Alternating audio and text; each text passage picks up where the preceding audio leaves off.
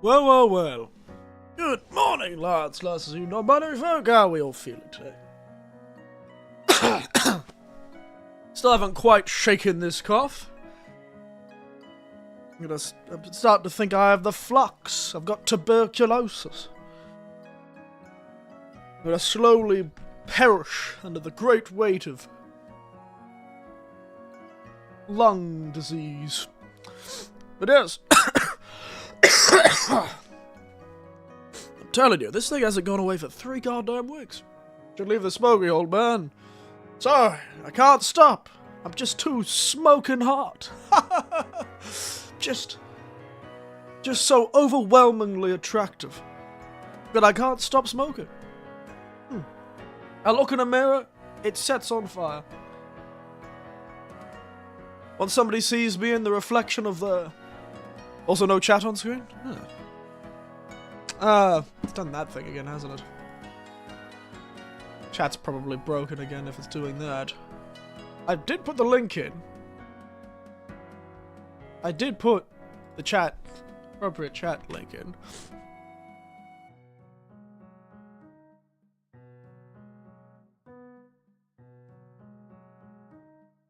Chat, where are you, chat?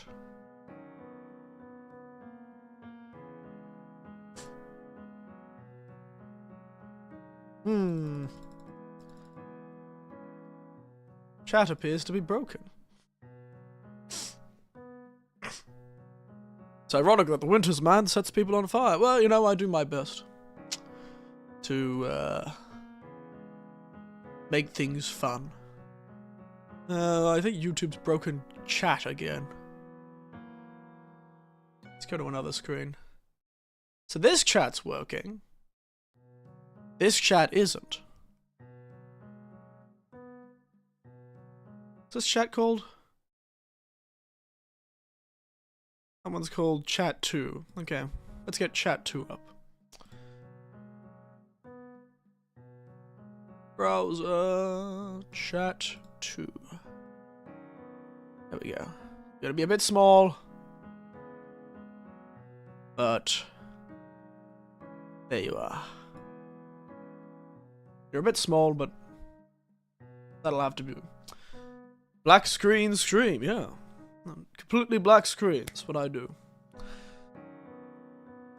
No, I was just checking the other chat, because I have 2 different chat sources. One's bigger than the other.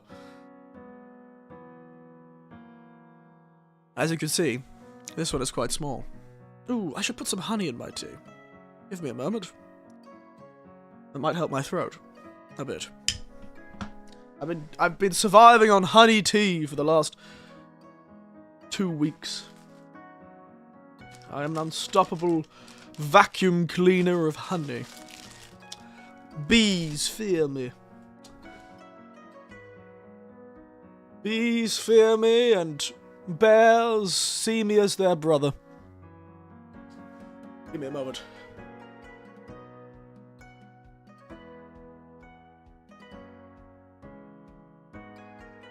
One of these days I'll get a proper set of cutlery, but I've just got a cheap cutlery. Every time I use something every time I stir something, I use my bar spoon. This bar spoon is getting a lot of use. Granted, it's mostly as a stirring stick.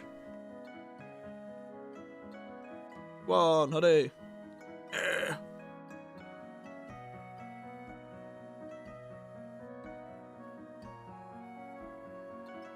Hey, if I had like a rabid clippers channels, me going, come on, honey, would be like spliced together, and they'd put it on a thumbnail like, he called his chat honey.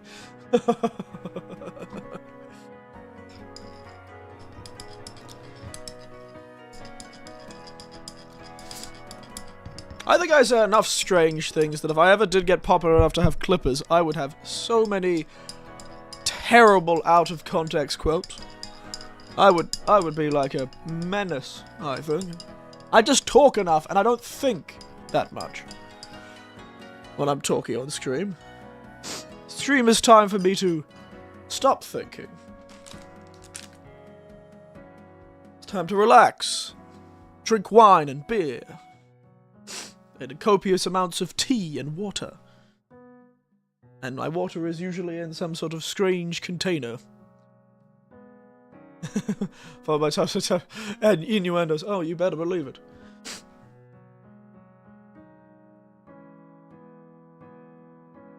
I was just about to say, I'm surprised sexual innuendo was actually turned up in chat just then, but then I realized it's probably because you're a moderator.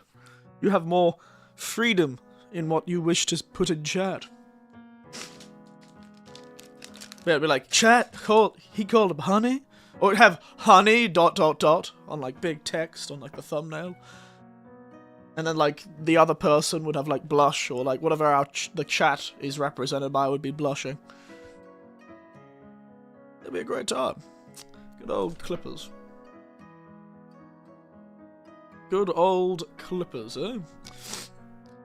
And when I was a young man, Clippers just referred to what you used to get bloody wool off a sheep. And shearing scissors.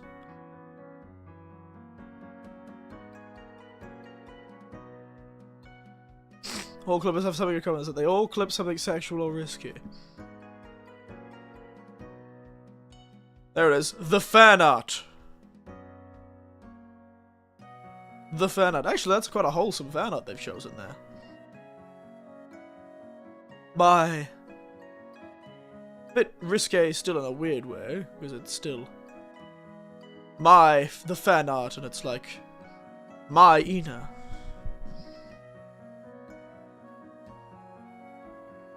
Any more clips? Actually, this YouTube account doesn't really have that many clips. There you go. Surprising lack of clips. This account. Okay, now.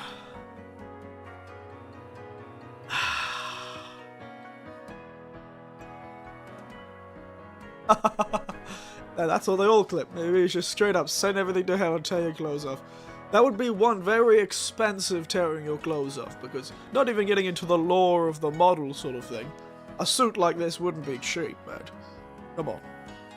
2, I need to get a new model to be able to do that, and that would be shocking, though it would be very funny. I kind of do want to see someone with a Vtuber model. There's a 3D one to be able to do like the tearaway pants gag. I think that'd be hilarious.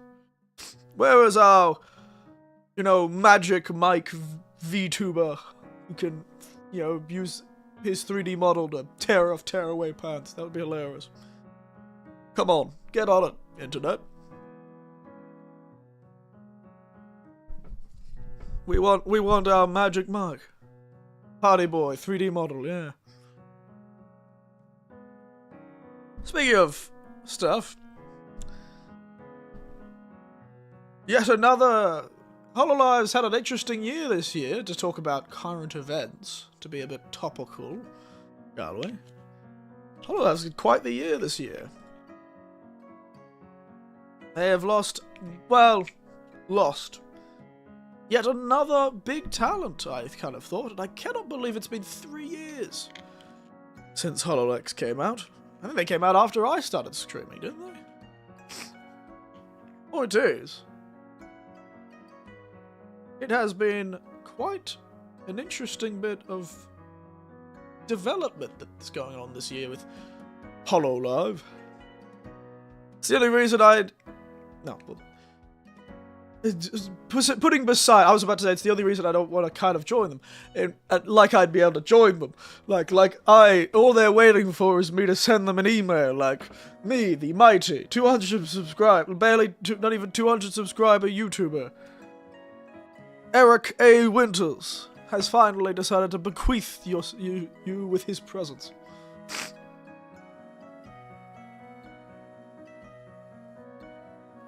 Bequeath you with his presence. And they fall at my feet and yada yada yada. No, I was talking about more like, if I were to be able to join, one of the few things that would stop me is, it seems like it's a hell of a job. It seems like they're working hard. I don't know if I could work that hard. I don't know if my bones could handle it.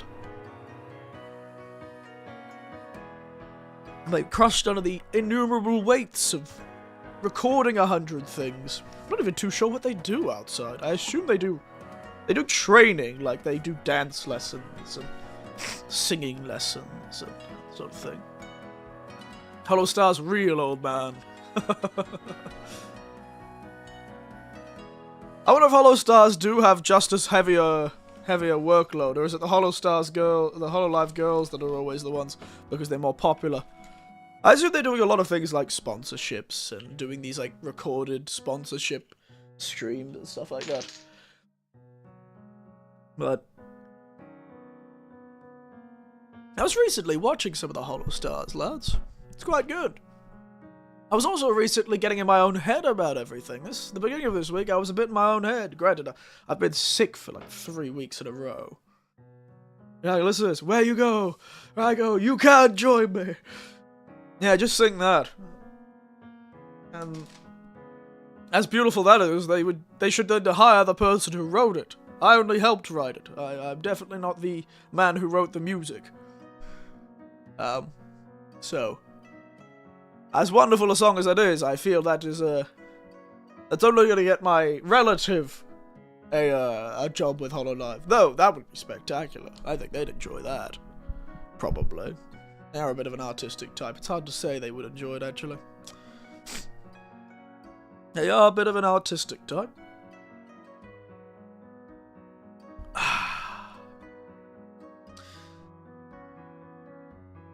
But yes, very interesting stuff. Very interesting stuff. Speaking of the artistic types, one of my nephews started a podcast. I'm not going to tell you where it is or who it is, but one of my nephews started a podcast. They're a music producer, so it's kind of not a surprise that they decided to do it. They're a sort of self-made man. Have gone their own way, and I hadn't seen them in the better part of 15 years. Better part of 15 years, and they had started a podcast. Very interesting stuff. It's been kind of the topic of the family recently. It's very funny. Just sitting there and going, oh my goodness. And it made us realize I was sitting chatting to my other nephew, and he was like, oh yeah. My brother, my other nephew, told me about the other nephew's podcast. This nephew had sort of broken away from the family. A bit like my older brother. We hadn't talked to him for many, many decades. And they hadn't talked to this guy. It seems that in each generation, there's always one of them that disappears into the aether. But this one, they showed it, that video, and I was laughing because, God, even though they're on opposite ends of the family, this is like the oldest siblings of my sister's children, and the youngest of my sister's children, both of them are hilariously similar. Shockingly similar. It's amazing how genetic does that sometimes. Two siblings, yeah, you'd think they'd be similar, but these are like, voice is like practically identical, and they haven't talked to each other for the better part of 20 years. How is it that these two people who have barely interacted grown up to be so similar to each other? It's fascinating. Anyway, the fellow stars. Too many pretty boy vibes. I had the same opinion. I remember back in the day when I was first studying VTubing. The only reason I wanted to join Hollow Stars was because I felt like they just needed a bit more variety. Come on. We have one guy who's like vaguely Italian and sort of has the outline of a beard on his face. Come on, be more fun. Be like Brandon, that orc VTuber. He's very good at marketing. That's something I got into my own head about this week too. There was a bit of a trending thing where everyone was talking about sort of like harsh truths of the VTuber world. And one of them was like, a lot of them were like, a person who's been streaming for many years and hasn't got a big audience is terrible at marketing. And I went, well, I already knew that. Not very helpful. If you want me to be better at marketing, I'd like some actionable advice, please.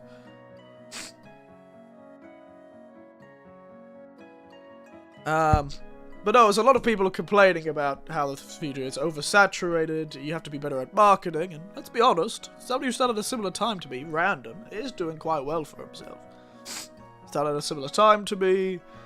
In my head, I have this weird one-sided rivalry with him. I don't know why. I was in a bad headspace when I first saw him. So you'll always hear me mention him because he is a guy that I think about often. Sort of like, wow, he is good at marketing. Granted, I remember watching one of his earlier streams and he talks about how Brandon was a marketing. That was his job, was sales and marketing. So it's no surprise he's a lot better at it. He did it as a career. More power to him. Use your skills. Use your skills, mate. And clearly he was good enough because, well, if nobody didn't know, Randon was quite for a short time in HoloLive.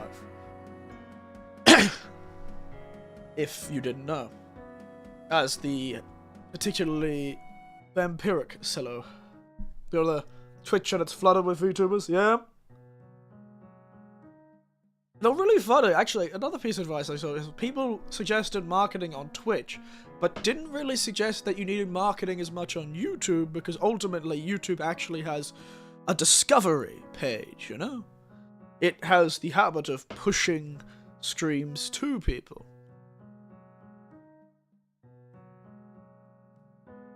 When I was thinking about doing this stream, actually, doing a Warframe stream, which I'll get to talking about, don't you worry.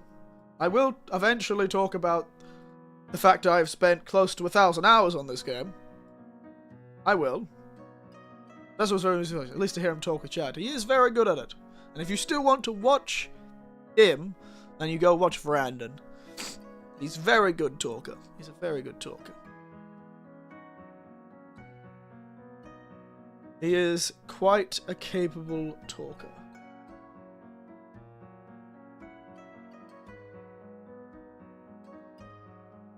So, yeah, he's a fun guy.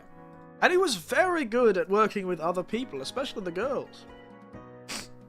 Which is a real shame, because it really felt like he was the only one who's actually doing that sort of thing. Anyway. Point is, I was a bit in my head this week, actually.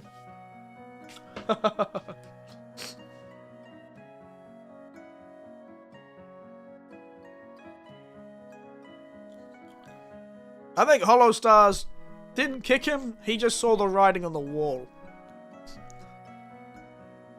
He always struck me as that sort of particular type of American.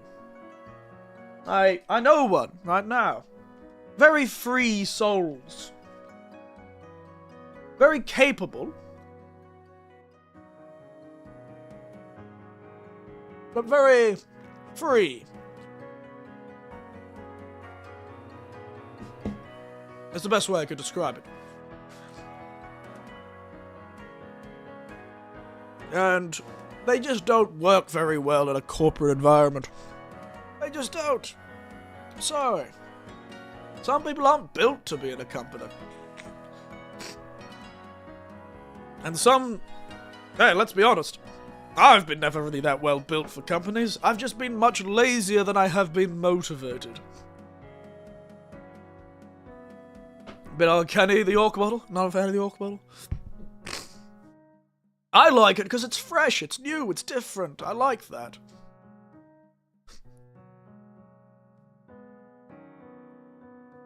And to be honest, it kind of reminds me of people I once worked with. I've worked with a few orc-like people in my time. It is rather hilarious to see a 6'5", built like a brick shithouse man working in an accounting firm. That was very funny to see once. Fellow acted like an accountant too. Australian orcs are a thing? Well, you know. There's certainly... no, more power to them, but there's certainly a lot of people that... People always say Australians are beautiful. And I suppose it's a sort of type of beauty to some of the people you can meet in Australia. As I said, 6'5", built like a brick shithouse. If, you know, tusks suddenly sprouted from their bottom jaw, I would not be surprised. It would probably clean up the aesthetic of their face.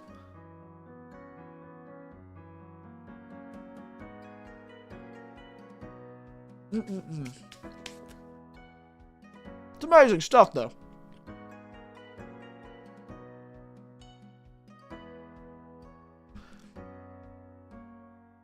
Ugh.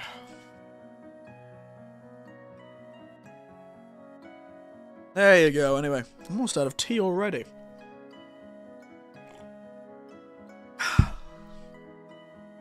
Oh, this is the problem with the streams like this. I always want to keep talking. I probably should play the game at some point. We'll get to it. Yeah, Hololive is having a rough year. I suspect they've grown big enough. All the talents who have left this year, except that was last year, I think, was Mel. Don't know. I think all the talents that left year, was it Mel this year? I can't remember.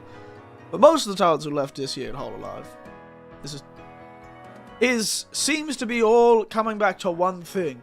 The company is too big, and now is too corporate.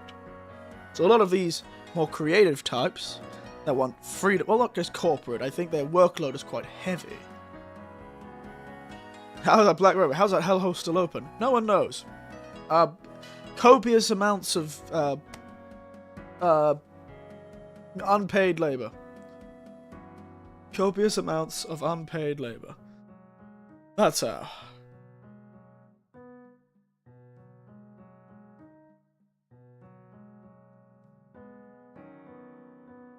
Copious amounts of unpaid labor. Somebody should save the Rose Lady. I'm sure she'll save herself if she can. But yes, and I think most of the ones, about how Hololive is no longer moving in the direction they wanted to. The most recent one with the killer whale girl, she seemed to have something she wanted to do that she wouldn't be able to do while working at Hololive. Because, that's what happens. It's got a very heavy workload from what I've heard. No idea what that entails, but it's a heavy workload. I suppose it's to pay for the fact they actually get a salary. The problem is, I feel like if I worked at Hololive, I'd be really... The thing that would get me... That she was just what was sad to me. Yes, but she did a lot. And I suspect it was more of, a workload thing for her as well. She may be trying to do other projects that just weren't possible at the company anymore. Different directions. Different directions. It's just what happens. And they all have got their own channels now, and now they can be independent, which is the thing about Hololive, I suppose. Independence. The problem is, I also suspect there is a psychological wall to this, so a lot of them probably weren't leaving, because the only people who had left were either left because of illness or left because of breaking the rules. So now that people have started leaving on their own, I feel like it's kind of started a breaking of the dam, so to speak. I feel like all these discussions about leaving probably started at similar times. I don't think they probably all just, this sort of became an idea within the company. I guess this is conjecture, but I've seen it happen before in other companies. Workplaces I've been in, where people all tend to leave, even though this is not like a unified front, where everyone's decided, we're gonna give up work and leave because this place sucks. No. This is more like a, sort of a culture thing, where suddenly it feels okay to leave, because somebody else has already. The dam is broken, the person is okay, and some people will look and go, actually there's this thing I really want to do, or this thing I'm really passionate about, and I've been holding myself back. Not everyone wants to do that, though. I've worked in plenty of companies where a lot of people stay. Like, sometimes it's not even the fault of the company, it's just natural. People always love to say, what do they call it? Statistics on, I forgot what the word is, when you talk about jobs changing over.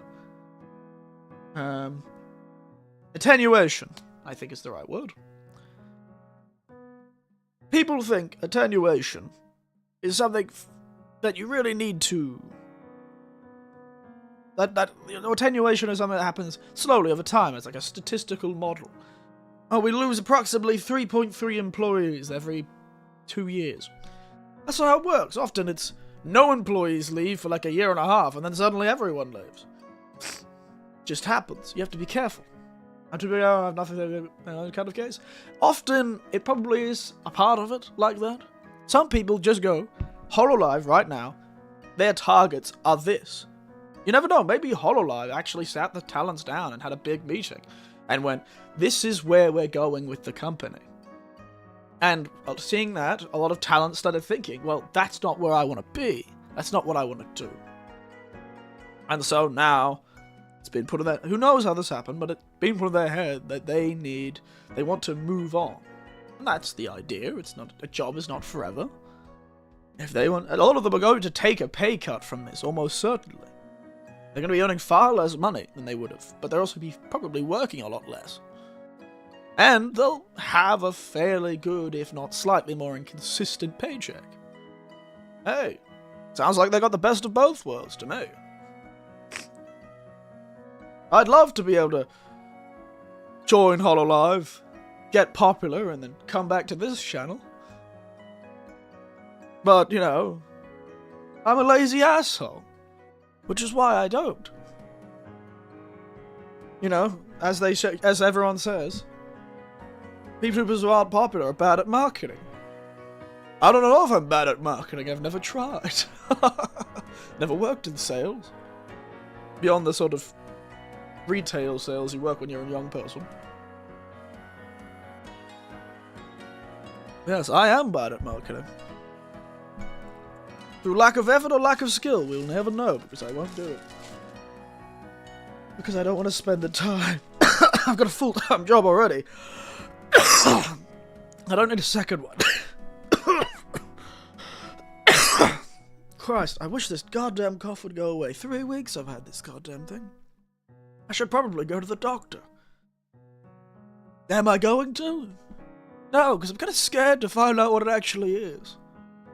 Or kind of embarrassed to find out if it's something that I shouldn't have been so worried about. At least I can sleep now. Cough was really bad last week. I could barely sleep. It's a shock I've been existing. Anyway, let us get into the game and change topic, shall we?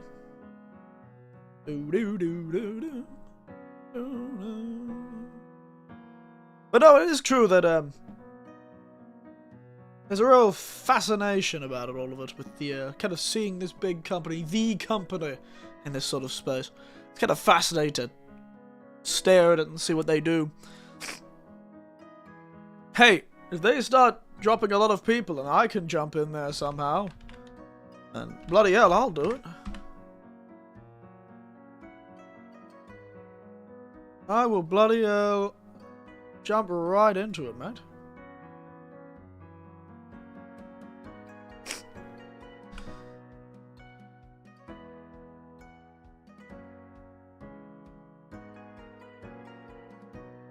Yeah. Yes, it was glorious. Yes. Don't worry. That's exactly what I'll do if I ever join Hollow Stars. I'll join it, I'll do it all, and then I'll come back with all my Hollow Cover Corp money and buy all of the PlayStation 2 games. That's what I'll do. Buy all the PlayStation 2 games. The only thing I'm actually most terrified about joining a company like that is I'd have to go live in Tokyo. I don't want to live in Tokyo. Sounds like a bad time for everyone involved. Tokyo and me. Tokyo doesn't want me there. Tokyo doesn't love me. And I don't love Tokyo. It's a mutually assured hatred.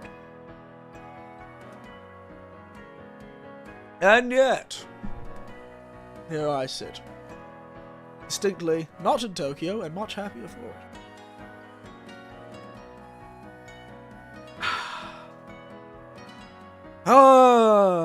It's one of those things that I should just apply, shouldn't I? I'm just too curious. Even though I don't think I'd work very well in the company, I'm just too curious about that company. I should apply. Nah, I won't. Or will I? Vsauce music starts playing. Or will I? Doo-doo. If I ever do get Hollow Stars, don't you worry, I'll tell you all this right now. I'll make up some sort of secret code. So even if I'm playing a completely different character, you will know it's me. Because I will speak a secret code. Maybe, I don't know. That might be cool though. Who totally sure if you want. It's more that, why the hell not? You know, that's more what I'm thinking about. I'm terrible at marketing. I have no idea what skills they want. But put your hat in the ring, I suppose. I wonder, they haven't had a new Hollow Stars generation in a very long time. I know they said they'd slow down, but I feel like they've only slowed down on the guys' side of things. The girls are still getting generation after generation. Anyway, let me jump to the actual game screen, shall we?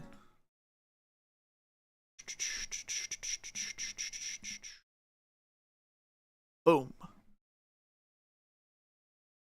But yes, desktop. There you go. Oh, we'll get it around to it. I won't tell you if I do, because I want to prove to them that I can keep a secret. Anyway. What the fuck is my... The girls give them an insane amount of money. It is true. I know it's the most popular of the branches. But yes, welcome to Warframe. This is a game that I have close to 1,000 hours in. And I don't know if I should feel bad about that. It's one of my guilty pleasures. In fact, it was a guilty pleasure so much that I stopped playing it for many years. I played it many years ago. It was very different when I first played this game. Its map was completely different. These days, the map is fancy as hell. Look at this big space map. Look at this goddamn thing. There's so much. That's a shock anyone who's new can play this game. Look at this map. It's insane. But before, when I first played Warframe, there was like Earth, Mars, Venus, Jupiter. Like 4 things. And the map was very different. The map was like a zoom in of the world. So it'd zoom into the world like this, or a bit closer. And there would be this ring of like trapezoids around it. And those would be like the level selectors. Now we've got all this weird map pathing thing going on. By the way, I've played all these levels once. All that beautiful stuff. They've just decided to add a second, harder version of all the same levels. Played this for a long time ago. Yes, it's a free-to-play game. Which means... Actually, a free-to-play game that has a very healthy sort of relationship, I think, with paid content. It has a paid... it has a paid thing. That, Platinum. This is the premium currency. I'll admit, I am not... But there is this big market in the game where you can sell items for Platinum. There's many people I've seen in this game who have played this game for many, many hours. Not paid a single dime. You can earn thousands of Platinum as long as you're willing to put in the time for the farming.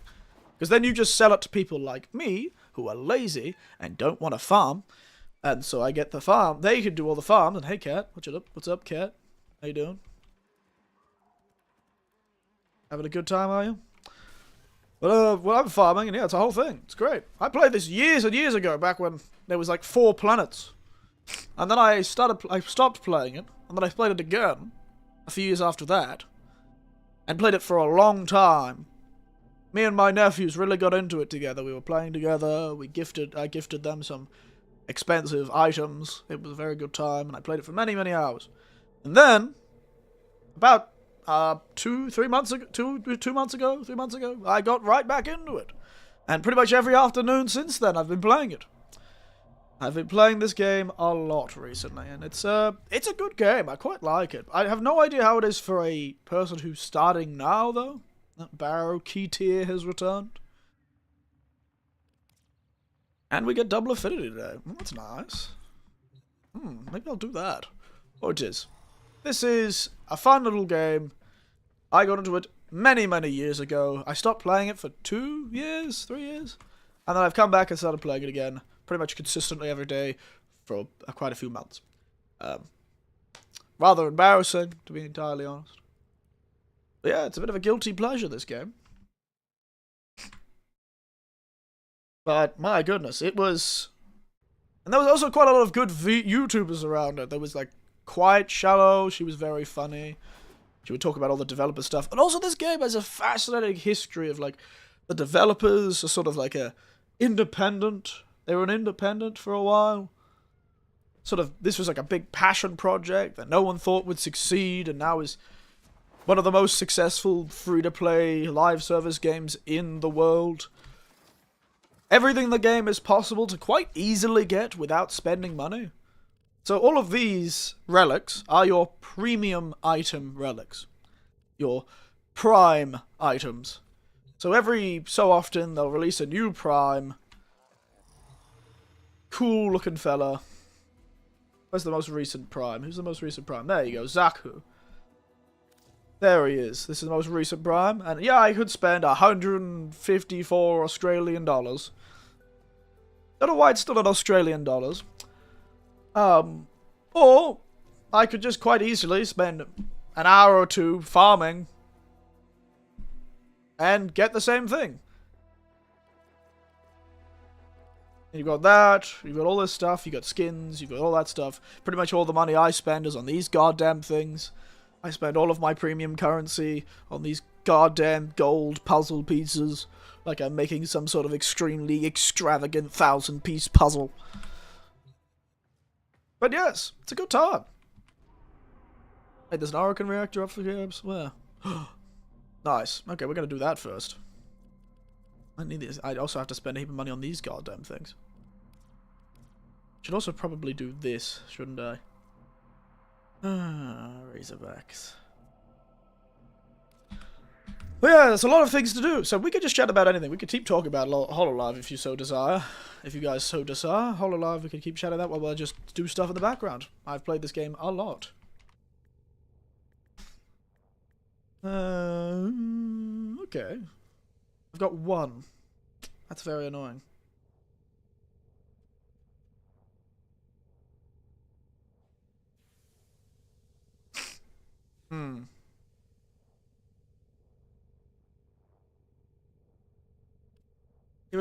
I'm sinking pirate ships. Oh, really?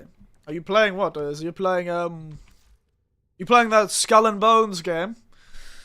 That one that, from what I heard, didn't go very well. Oh, I just saw my nephew pop onto Warframe. But yes, so it is quite a fascinating little game. What are you so questioning about? I'm talking about the Skull and Bone game, you know, the pirate ship game. That didn't was it? I don't think it was very successful. You know? Look at all my weapons. Look at my collection. Look at it. Skull and Bone? I don't know what you're talking about. Apparently, no, neither do I. I heard it like a... It came to me like a vision from an angry god. Like visions from an angry god, it came to me. Should I play, actually? I don't know it's just not on PS2. There's a pirate game on PS2? I didn't know that. Oh, I've been logging. Hello, hello! Hello, hello. I finally actually turned the game on. I talked for like 30 minutes. Bored. Who should I play for this very easy quest? You know what? Let's be silly. Let's be a bit silly. Play some Atlas, shall we? Be a bit silly, boys. And start these defense and exterminates.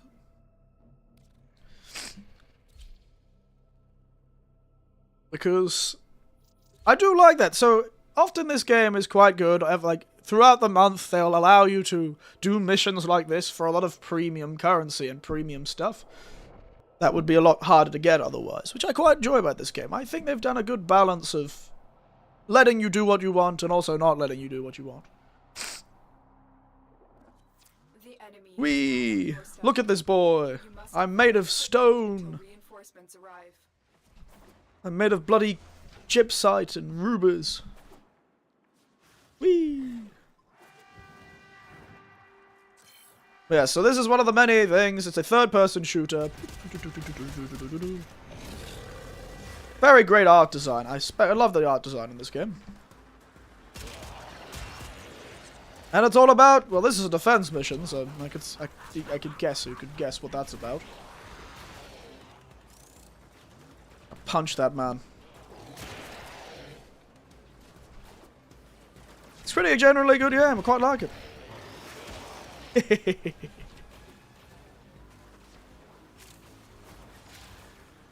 I quite like this game. I honestly don't need to really do anything.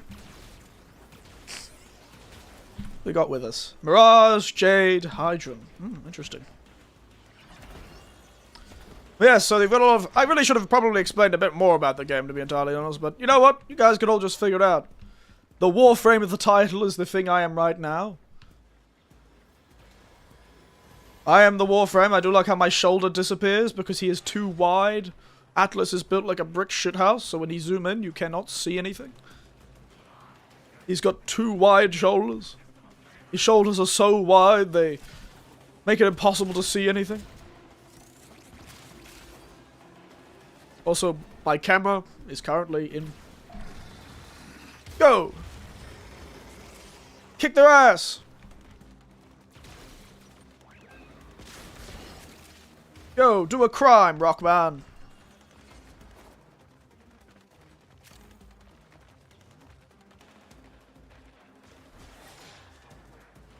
Do a crime, Rockman. Yes. Love these guns. Pew pew. Oh no.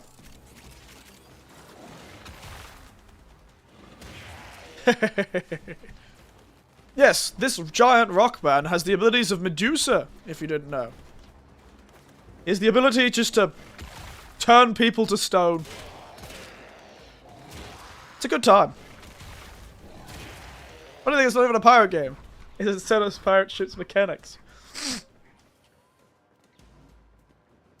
It has a stage set on pirate ships. Up. Who's done a crime recently? That flash usually means somebody in our team has done a crime. Somebody's trying to assassinate them mid-quest. Oh, okay. Not very good assassins. We're starting to learn. Delicious sounds of collecting. It's like... What is that other game where when you collect items, it just feels very satisfying?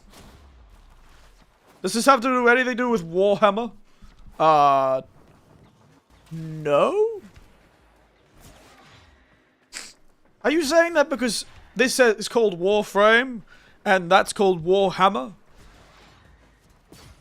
I don't think Games Workshop has the exclusive rights to the name War.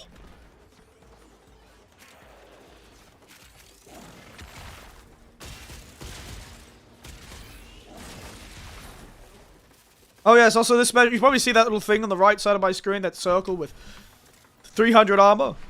Yes, just asking, of course. No, there are no stupid questions, but that one was kind of stupid. And jokingly, you should feel bad about it. But only as a joke. Yes. This guy's whole mechanic is turning people to stone, shattering them, absorbing the stone you get from shattering them, and making yourself more tough. It's like if Medusa made armor out of all the people that she froze in stone.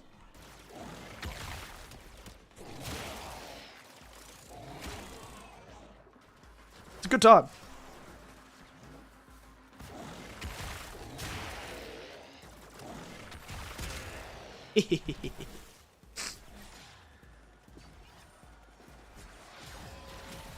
Yeah, I didn't even realize all this stuff that was underground.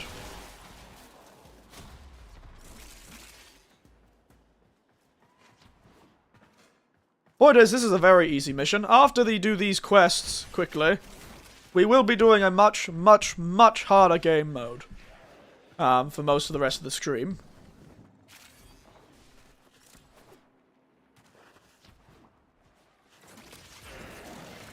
Oh, I wanted to turn them to stone!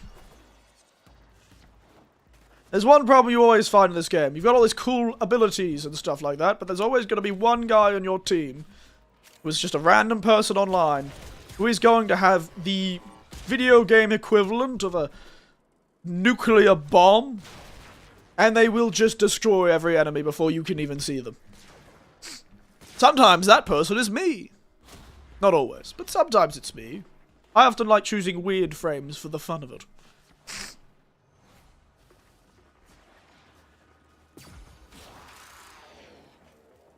I don't even know what ability this guy's using. What is this?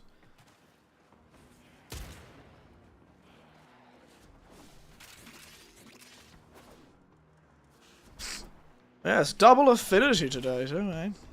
Oh yeah, we've also got this guy. Old Man Drifter. With his magic gun. Pow.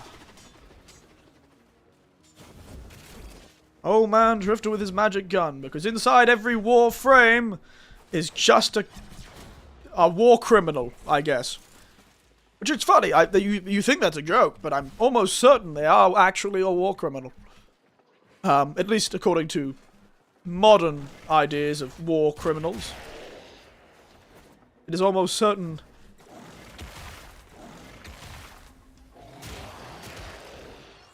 It's almost certain that, they have done a war crime or two in their time.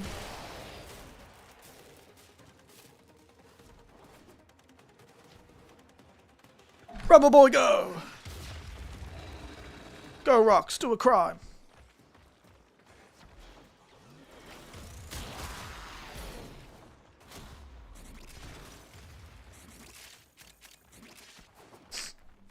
Yes, you would know. I do not want to admit how much money I have probably spent on this game, because I have spent far too much money. Because I am far too lazy to do a lot of farming. I'd rather pay some guy from Eastern China to do it for me.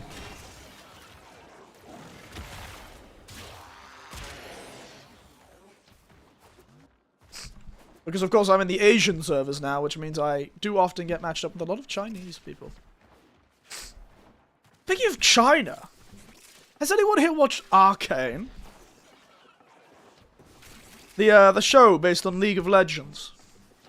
That I didn't actually know was based on League of Legends until I started watching it and went, I feel like I recognize these character designs.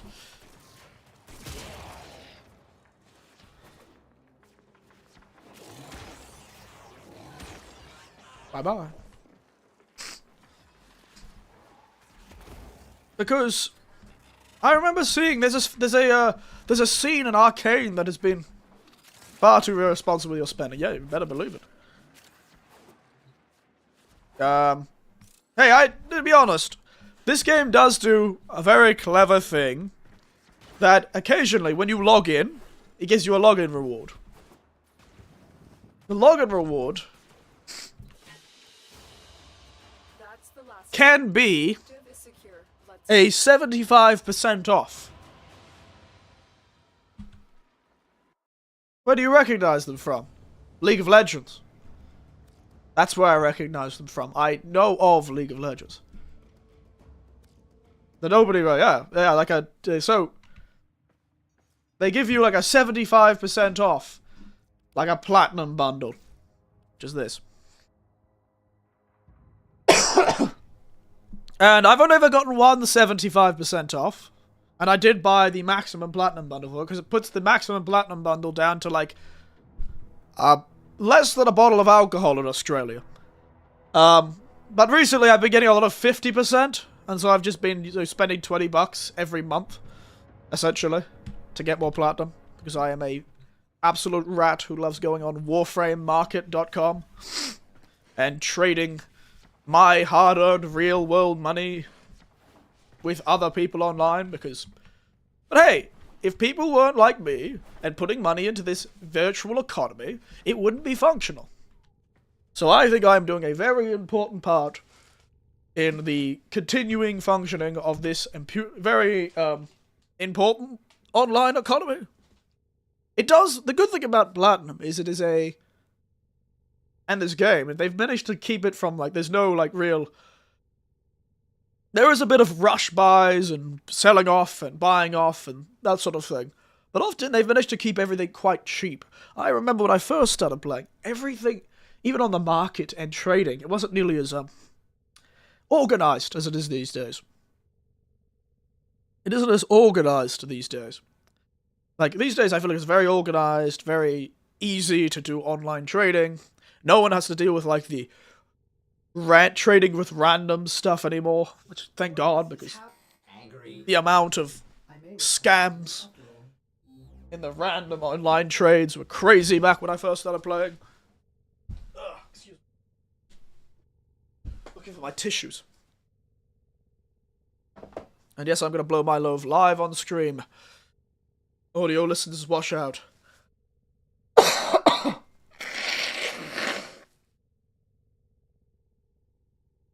Problem is, this week, when I talk a lot, phlegm starts, and like snot starts building up. Makes it harder and harder to talk as I talk for longer.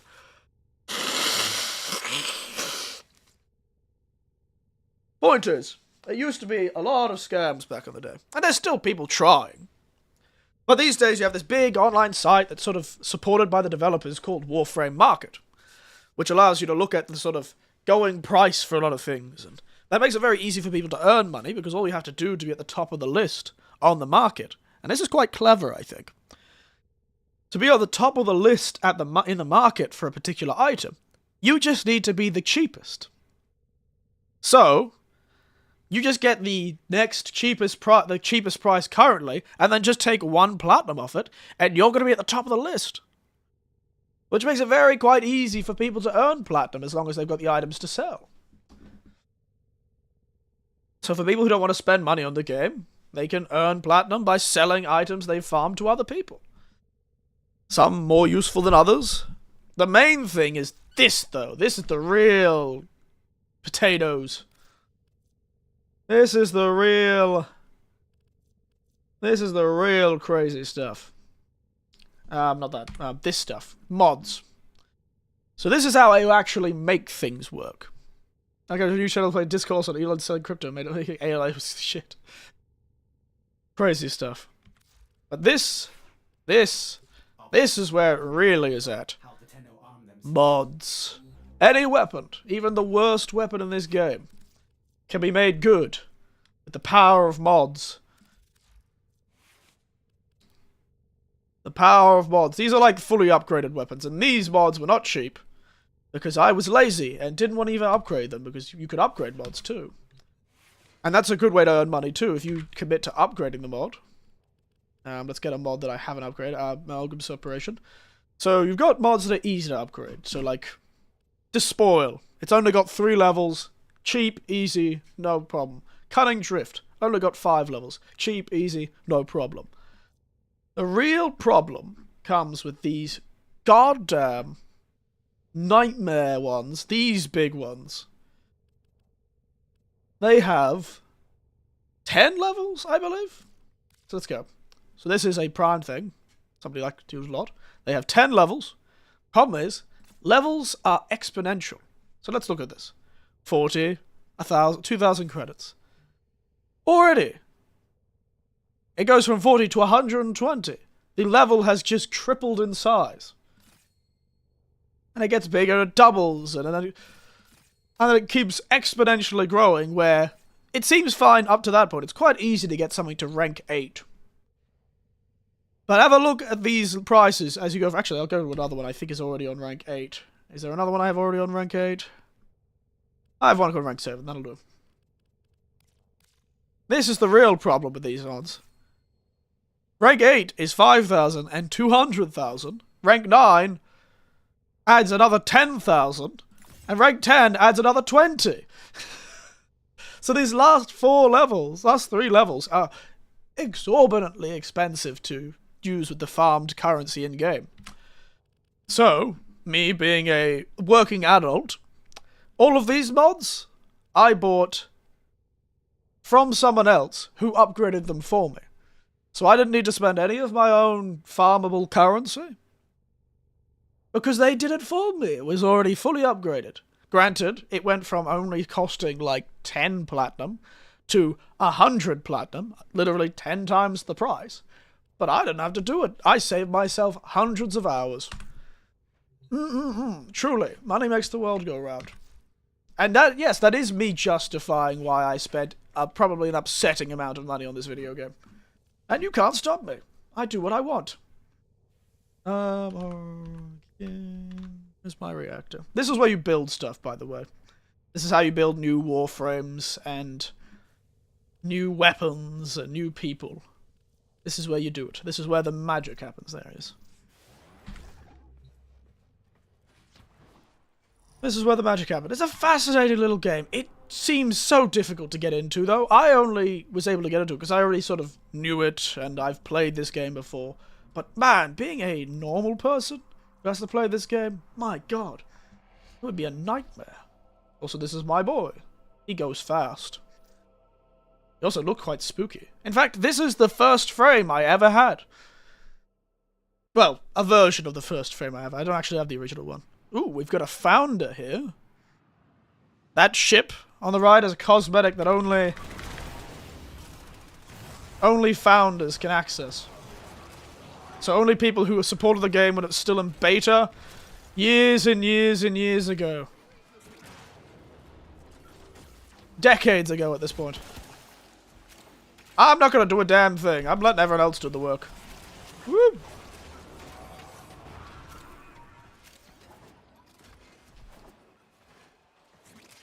Oh, I moved too quick. I'm too fast. There's a heavy unit approaching. Yeah, lass. I know. I'm fast as fuck, boy. The enemy is broken. Yep, and this enemy's this level's finished. That's the one good thing about public lobbies. There's always going to be some asshole who has played this game like it is religious, with religious fervor, and does everything faster than you. I should have just played as Titania. She would have been faster. Oh well.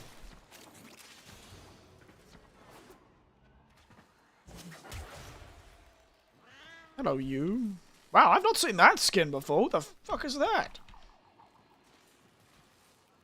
Just a weird looking one. Nova. Pointers. At the beginning of this game, you get to choose 3 guys. Excalibur, Volt, or what is the last one? Ember? Oh no. Rhino? Who knows? Point is, get to choose 3. I chose Volt, because I am nothing if not a weird man.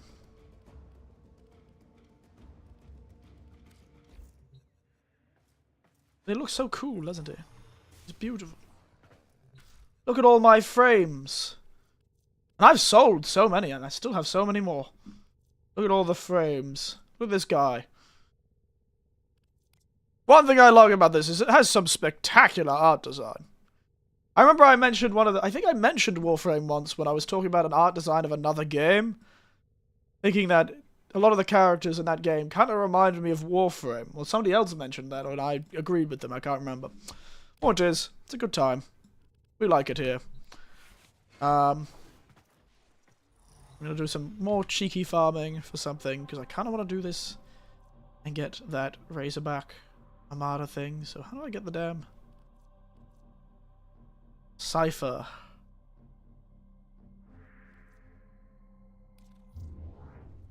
How do I get the damn Cypher? It says Archwing missions. Alright, let's get my boy, Mr. Giant Collar McGee. Look at his collar. It is so big, it is so mighty, it is so beautiful. Fear him and his beautiful collar.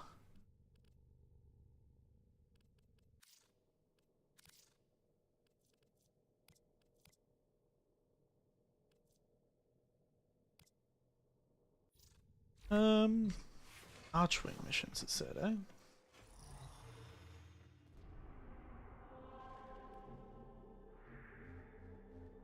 Around Jupiter, it said, eh? I have to go back to the normal. The system needs you. Sabotage.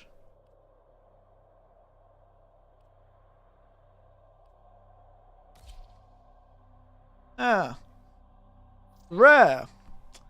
Archwing missions usually aren't that popular. Well, let's see if we get any of the drops we want.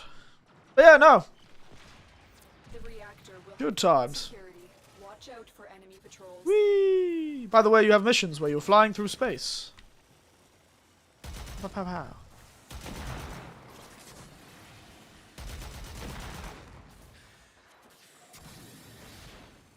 Target found. Destroy. It's amazing how many people have Warframe-based names.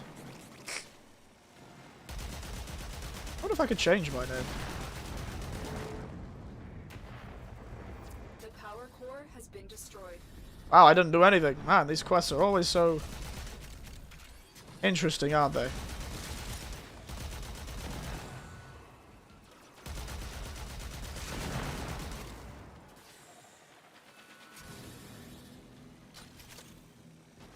Let me out! Let me out! Where am I?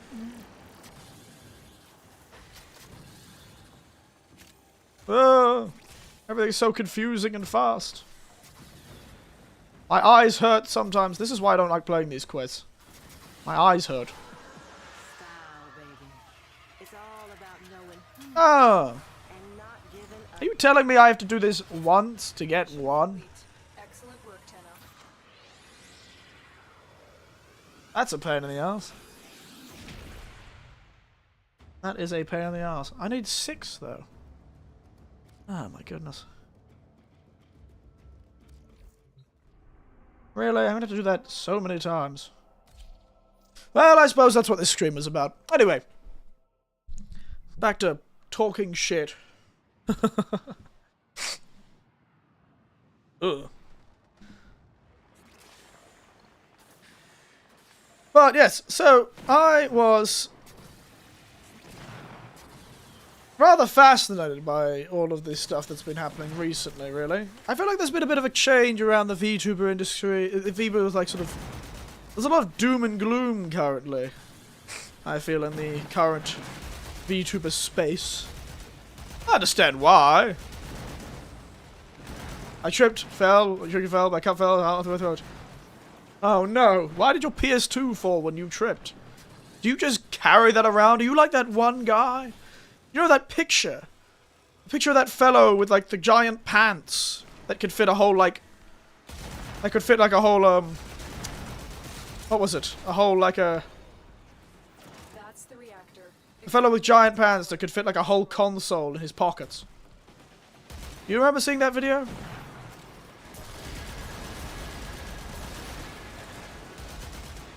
Tripped on a joystick cable. How did you? Tragic.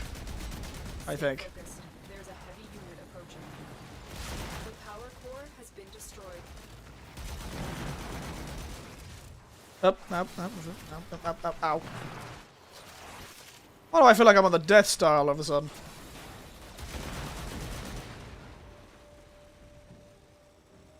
Tragic indeed. Indeed, indeed. Another job well executed. Oh, I got 3 in that one. Damn, okay, never mind. I only need 1 more. Nice. I'm gonna take the rest of the mod day off. Oh. Oh, yeah. You had too much of a hard day, have you? You just gotta take a lie down, have you? My god, you know. Can't believe it. You take a lie down, have you? Oh, that's fine. Don't say I'm not a good person. Don't say I don't give you nothing. You're gonna have to take the day off.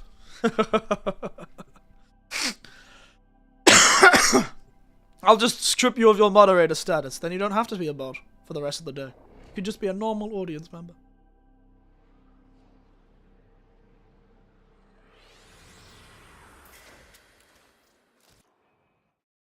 I just find it kind of you're carrying around a PS2. Mission.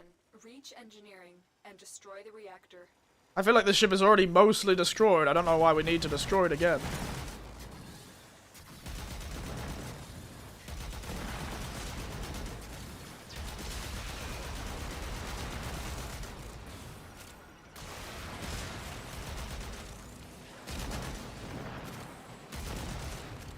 Whee!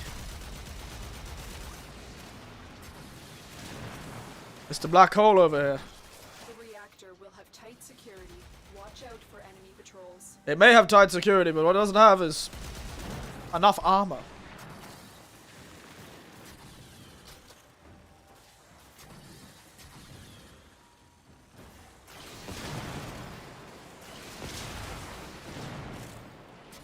Good times.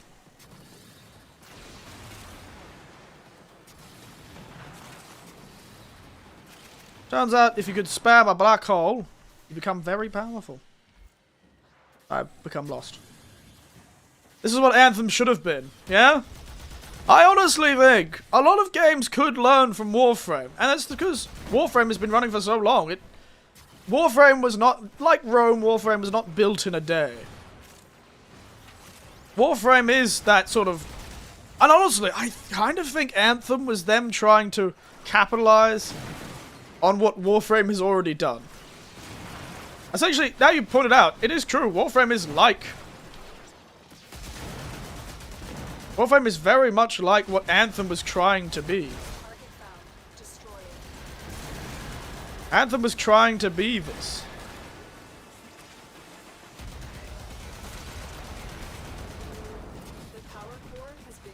I didn't really think about that. That's a fascinating way to think it. I really think Anthem was trying to be Warframe. Trying to be the next big thing, the next big free-to-play game. But they took years, they took decades to build Warframe into a good game that people want to really play. It was a cult following. And I feel like, honestly, it was the personalities of the developers that managed to keep this game alive. I don't think it was anything other than the personalities of the developers who worked on this game that kept this game alive.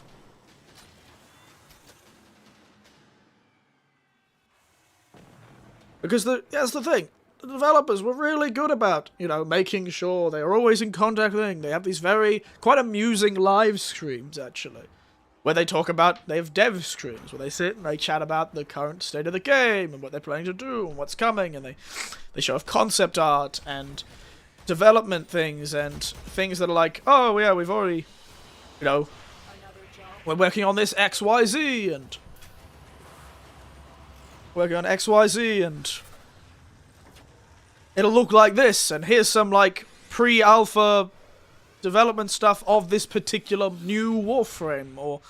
So they really keep everyone in the loop, and I think that's quite appreciated by the audience. I think they built a cult of personality around the sort of team, this little up-and-coming team, and now they're a big thing, but they still keep it going, which I quite appreciate.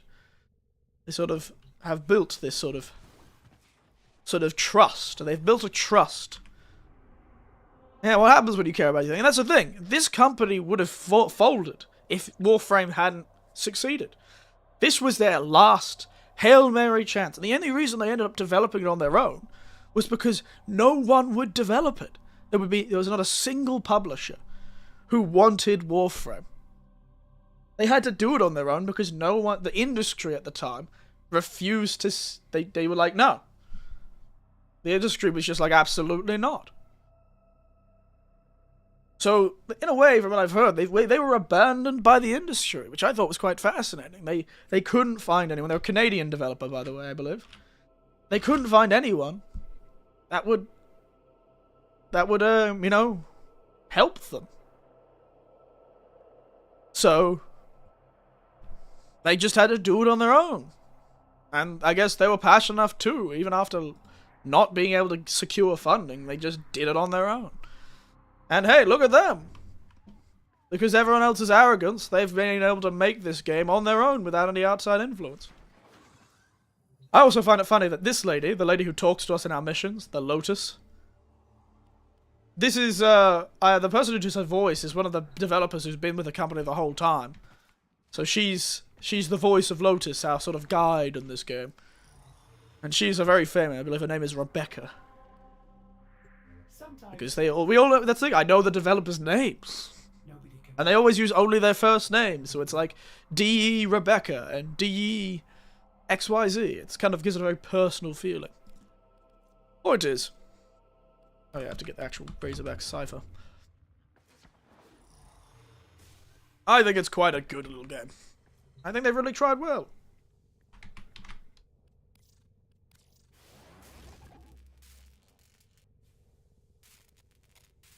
Now we'll go do something else while this is happening. I need to get some new weapons to upgrade.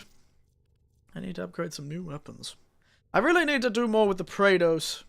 It's so lazy. I don't like melee weapons. Melee weapons are very good, but they're definitely outstripped by the wonderful world of... Speaking of Warhammers, there you go, there's a Warhammer for you. By the way, what's today's drink? Today's drink is a tea that I was gifted by somebody I worked with. She was like, "Oh, you drink a lot of tea, don't you, Eric?" I was like, "Yes, I do."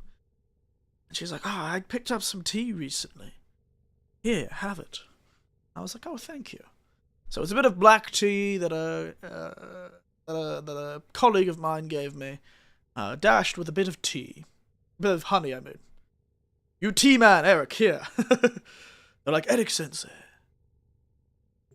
They knew they knew I drank a lot of tea. I'm constantly making cups of tea when I'm working. I always have a cup of tea on my desk. I have my little... Oh, actually, something very sad happened recently. My tea infuser broke. My beautiful tea infuser I brought from Australia. It broke. I dropped it. It broke, and I'm very sad. My tea infuser. So nice and beautiful. And yet, it is broken. The tragedy of it all. No, I'm not going to do that. Don't get distracted, Eric. Ow, buddy, I keep forgetting to do that. God damn it. What the hell is my goddamn gear wheel? Where are you?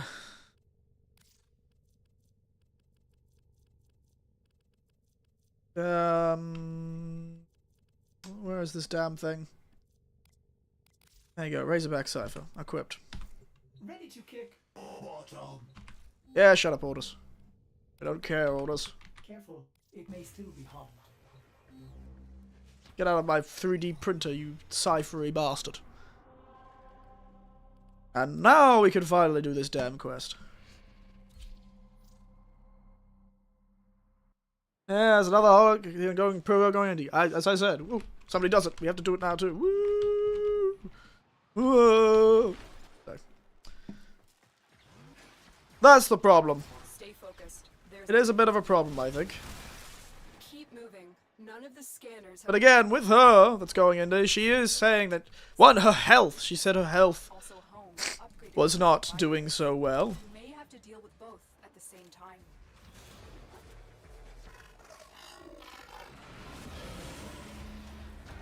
You've located the VIP. Time to go to work. Oh yeah, I forgot how to bite these guys. Fight this guy. How do I fight this guy again?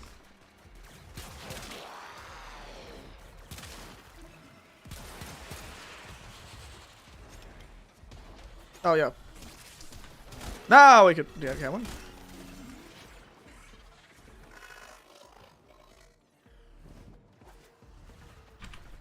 Alright, I'll do the hacking.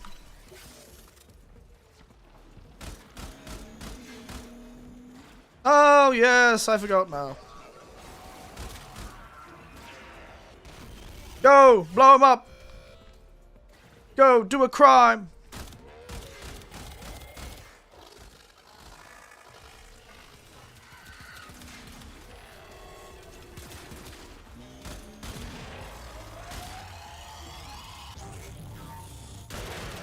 This is why I don't like fighting these bosses. They're a pain in the ass.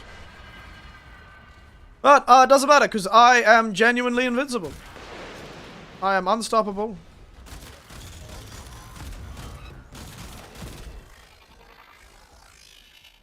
Victory probability, yeah, victory probability low, you say. Says the man who isn't a...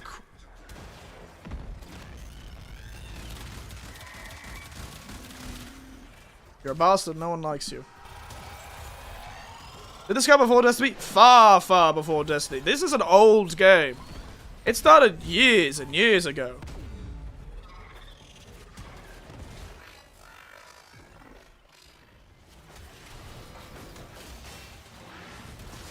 Die. With the power of disco hands. Nice work taking down the VIP. Now get to extraction. Don't you worry. I do my best. Stay focused. There's a heavy unit approaching. Whee! They won't be bothering us anymore. Let's get out of here. Do a crime.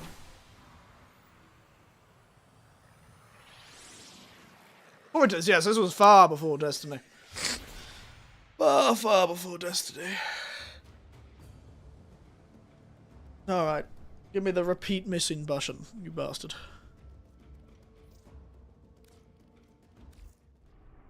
I see things in this game. I see that it served a lot of information. Yes, well, that's the thing. I think, for a game that is probably still a bit less, it's very popular, but back when it was smaller, it was very much a cult classic. But it was successful, my god. Honestly, there's one bad thing. If only one bad thing is it probably made a lot of people realize how successful a live service model can be. Survives our assault, he'll be able to draw in a mountain of new offerings. We must turn his scheme against him. The alarms have triggered. This is definitely the sort of like problem because it became so successful that everyone probably went, "Oh, I want to do that." You may have to deal with both at the same time.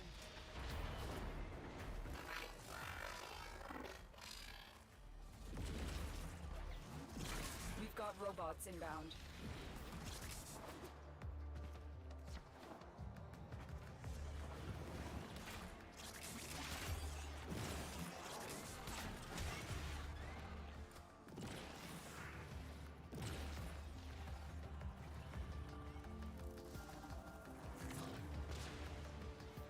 Watch yourself. The alarms have attracted a Bursa. Have I now?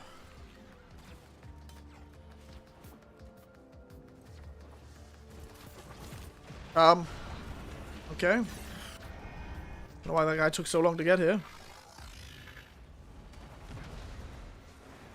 Target spotted. Stay sharp. This one is a handful.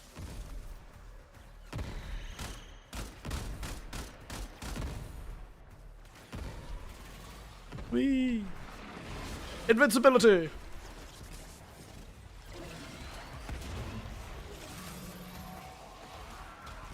Problem is we have to keep hacking these damn things.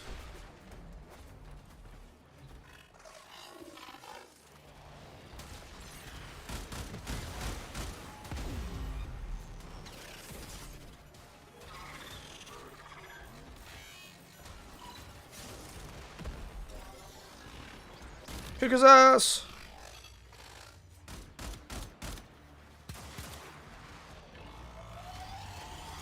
Stay focused. There's a heavy unit approaching.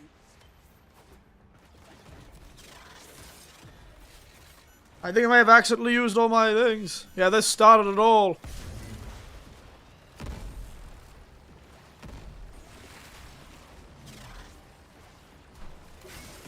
There you go. Okay, we have to hack them at the same time, it seems.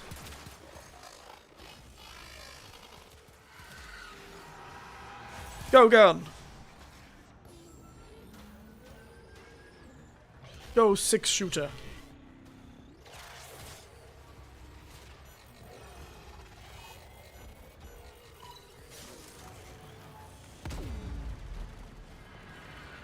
Guys, just... Come on. You're invincible. You don't need to worry about it. Just do the damn hack. I need someone to hack the other side.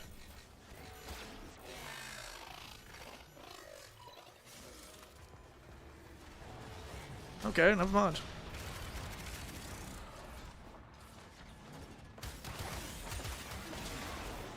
Nice work. Do a crime. VIP. Now get to extraction.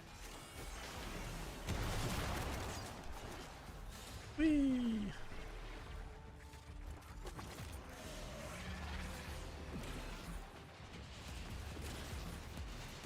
Oh, somebody's got a roar here. Disco hands! But yeah, I really wonder if it was this game that made everyone realize how successful it can be. Makes you wonder, doesn't it?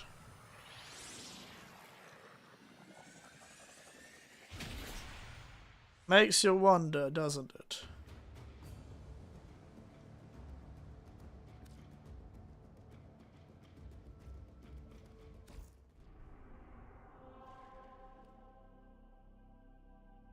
Damn it, Zariel, get out of here.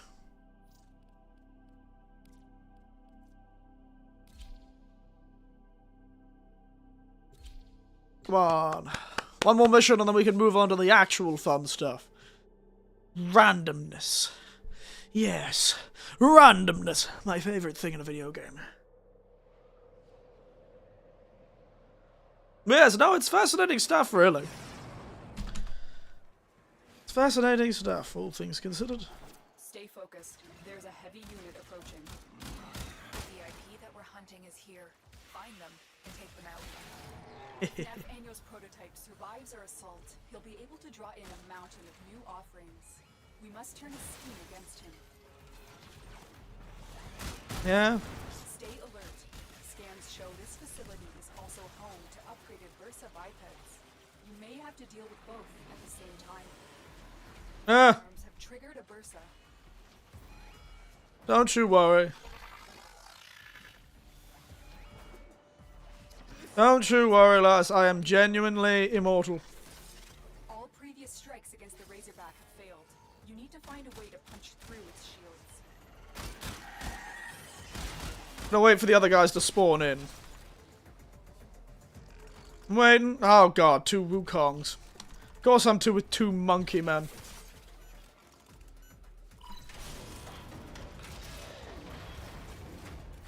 Of course I'm working with 2 monkeys. I like Wukong more than any other man, but god, it's such a popular frame. Wukong, and he's using that. I'd never see anyone using that weapon. So many Wukongs. That man has an AK-47. He has a golden AK. The hell did he get that? I didn't even know there were golden AKs in this game. Target is here. Wipe them out.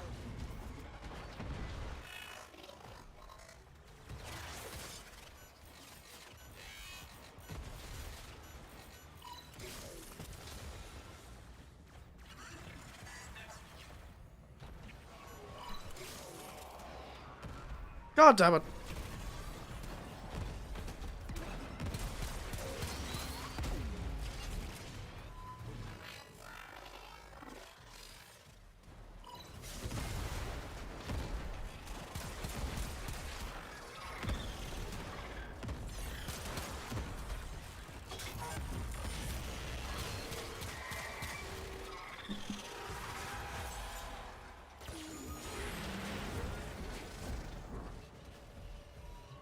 Do a crime. Perfect.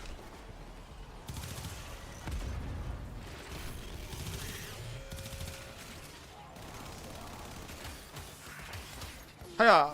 Hiya! Hiya! Hiya!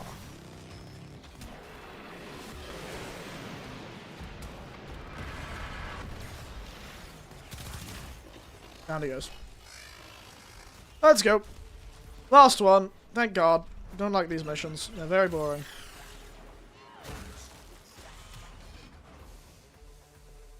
I got here earlier than the Wukongs. Take that, Wukong. You think you are so cool, you fast little bastards, you flighty little pricks. Bloody Wukong. Stay focused. There's a heavy unit approaching. They're a very popular frame, and they are everywhere, and I don't like them that much. Out of here. I am a certified monkey hater. Don't like that damn magical monkey. I'm like all the demons on the Journey of the West.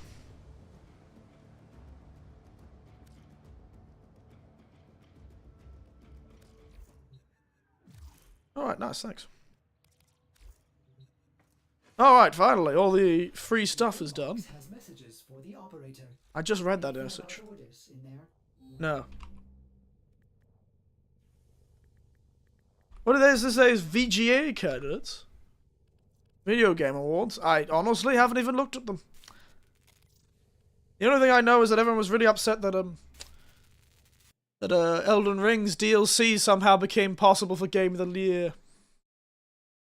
Think Bellatro's gonna take it? Well, I've seen a lot about Bellatro. That's the thing. Bellatro seems extremely popular.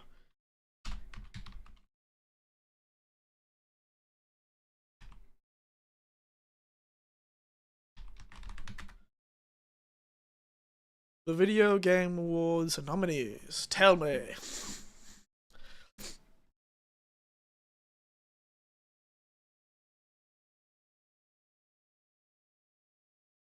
Tell me, Video Game Awards.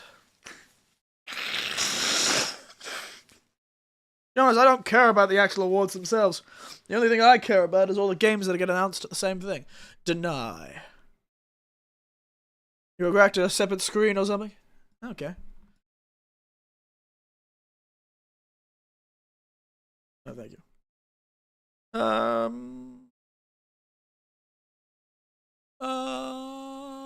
Pow. Alright, here we go. It is to react on a separate screen when I could react on the same screen.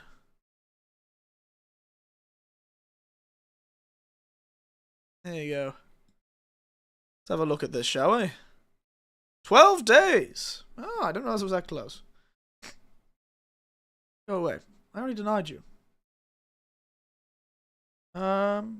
Nominees. Let's have a look. View all categories. Wow, there are a lot of categories. Let's go with Game of the Year. Wukong. Interesting. Interesting. Makes sense, I guess. Wukong.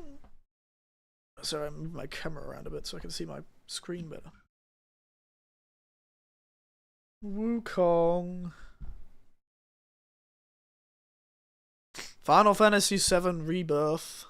Interesting. Astro Boy. People did like Astro Boy. Balatro, Wukong. That still, I find that hilarious. I still find that so funny. That is able to become Game of the Year. That's so funny. That is not a game. As much as I love Elden Ring, it is not a video. It's not a full game. It is a DLC. If it was like a DLC you could play separate from the game, maybe I'll give it that. Maybe if it was like a DLC that can both be played with the game or without the game. Like if I was able to buy Elden Ring Shadow of the Erdtree DLC as a separate standalone game where I could log in, start game, and it would throw me straight to the DLC. Hey, I'd give it to him. But it's not. It's not. It's not. Final Fantasy VII Rebirth? I don't know. I don't like remakes being able to win Game of the Year. I don't think they should be able to. But I know it's a new game. I know Final Fantasy VII Renew, Rebirth, Remake is literally just a completely different game that has the same characters. And last, I've heard a lot of really good things about Metaphor Refantasio. I've heard a lot really, really good things about it. So, I know this is a different game, but it's still technically calling itself a remake, so back off. So really, out of these ones I'd want to win, Black Myth Wukong is good. I don't know if it's Game of the Year good, though. It's very beautiful. Very beautiful. It really shows what Unreal Engine 5 can do. Problem is, I feel like everyone else has got, the games are all going to start looking like that game, and I don't like that. Balatro, though, I've heard it's very good. Very clever. A lot of work has been put into it. Very funny. In the far future. I do want to play it, but I don't know if I want to commit that many hours. I want to play it, though. I do want to play it.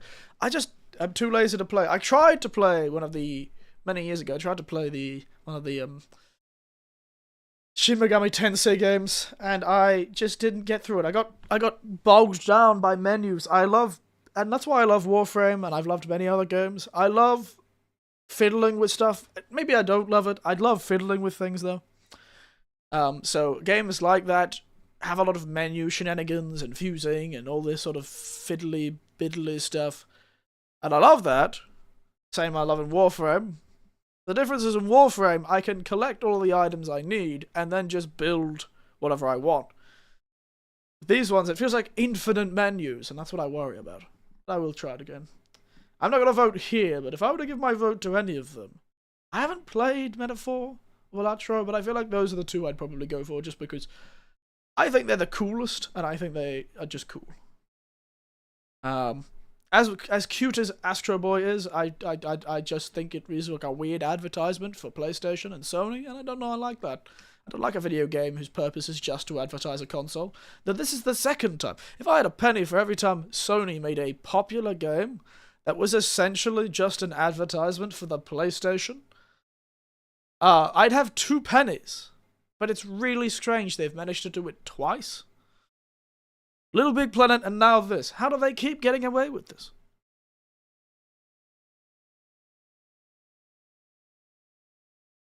Alright, best game direction. This is just the same This is the same 6 people. Why are the same 6 people here? You know what? I could give that to Elden Ring. That's good direction. Black Myth Wukong's alright. Don't know about the other games, though. I couldn't really say. Out of those 2, probably. Best narrative. Not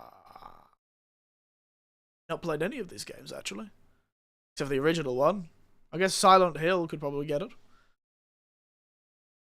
Tech demo for the PS5 that made it to a full game. Yes.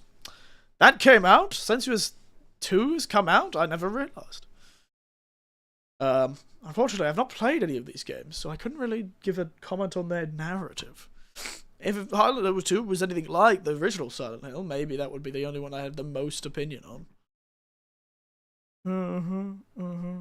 Back here, these bastards are back again. The Elden Ring sweep. Black Myth Wukong was very beautiful. I quite like that or that, and I just know a Shin Megami Tensei game is going to be weird as hell. So I feel like it's out of these 3 that I'd give it to. Best score and music. Oh, Stellar Blade. Interesting. Don't know any of these games, unfortunately. If the Final Fantasy music is always usually very good. Final Fantasy music is always usually very good. I've not played Stellar Blade. I was talking to a colleague of mine who's much younger than me who said he was playing it. They did a Nier Automata crossover recently, which I thought was very funny. Best audio design. Why is Black Ops here? I guess they would be pretty good at audio design. Hellblade's original was very interesting. I liked its audio design. Silent Hill was kind of spooky, its original audio design. You know, when you see kind of things like, I don't know what any of these things are. I don't play a lot of modern games. I do want to play some of these games, though, but I'm not going to play Final Fantasy VII until all 3 games are out, and then I'm just going to play them all. I am not getting cliffhangered by a video game. I was just not expecting real people's faces. That frightened me for a moment. It just feels like it's the same 4 games. It's like the same 6 games. That's I feel like these categories are not different enough from each other. It's like occasionally you get a standout game that's different, but bloody Astro Boy has been in every single one of these. And like, it's been like the same 10 games. Seriously, it's insane. Why is it like the same 10 games for every category? Try and be different. This is what I don't like about awards. I know a game should be allowed to win multiple awards, but I don't know. I feel like if you get 1 award, that's enough. I feel like 1 award's good enough. I don't think if you get best game, that means you are technically, by extension, probably the highest ranked in all the other ones. We don't need you to also win the other ones. It seems sort of pointless. I don't know much about voice actors, but I'm sure they did some very good work. I'm sure they did some spectacular work. Also, Star Wars Outlaws. That's hilarious. How did that game go? How was Star Wars Outlaws? I just saw it bad where somebody was making fun of them. There was another Prince of Persia game? Huh? Oh, Dragon Gauge Veilguard. R.I.P. to the old BioWare game. Very sad. Massive Entertainment / Ubisoft. Ubisoft Montpellier. No, it's the Ubisoft French. What's this category? Innovations in accessibility. What does that mean? I guess I don't need accessibility right now, so I can't really vote on this one. But Star Wars Outlaws does seem the sort of game to do that. Games for Impact. Ooh. Closer the Distance. I don't know any of these games. I don't know, what does that mean? So I assume this means like... So this game is all about mental health. She's like... got like paranoid schizophrenia. And it does do a very good job. I remember once working with somebody who had that sort of thing, and they do talk about how there's a few things. There's this old... like schizophrenia thing they made like a video that's allowed you to have like an audio experience of what it's like to live their life. Very fascinating. And Setsuo reminded me of that thing that I saw many years ago when I did some medicine stuff. I did some training in medicine. It was very fascinating stuff. So I could see how that could be a good impact. This one has always been about coming of age stories plus magic. That just looks like a game about pro-social messages. Not too sure about these two though. That looks very dramatic. Best ongoing. Destiny 2, eh? I don't know. Where's Warframe? I guess I can't. They've been out for too long. They wouldn't be at a Game Awards. Where's Warframe? Or I don't know. Monster Hunter. I guess they don't have a Monster Hunter this year, so they can't really use that. Space Marine. Space Marine could do it. Space Marine had good going on content. A lot of free content. Best community support. Baldur's Gate. Yeah, I give that to Baldur's Gate. That's probably true. Oh my goodness. It's the critically acclaimed Final Fantasy XIV with the new Heavensward expansion. No. That whole copy pasta that everyone keeps throwing around. I can't believe people keep copying my pasta. I should start suing people. How dare they? Copy my pasta. Best ongoing. I feel like Final Fantasy XIV has to win this. That's an extremely popular Final Fantasy XIV, so it has to be the one that wins that. Maybe when it first came out, Helldivers would have probably won, but after that whole Sony debacle. Best community support. Couldn't say. Somebody copied my spaghetti. Best independent game. Oh god, it's an Australian game. That one has to win. I'm going to vote for them just because it has a kangaroo in it. And Australia for the win. But it's almost certainly going to be Balatro. Almost certainly. But, you know, I can believe. I can believe. I can believe. Oh, excuse me. What do we got? Best debut indie game. Animal Well, Balatro. Manor Lords. I did hear a lot about Manor Lords and Pacific Drive. That seemed quite fun, actually. Pacific Drive. It's kind of that perfect, weird world sort of stuff that I really love. So I should sit down and play it myself, actually. Pacific Drive. Or we can stream it. Depends how long it is. How long is Pacific Drive? Pacific Drive game. How long to beat? 20 hours. Okay, maybe. Alright. Very good.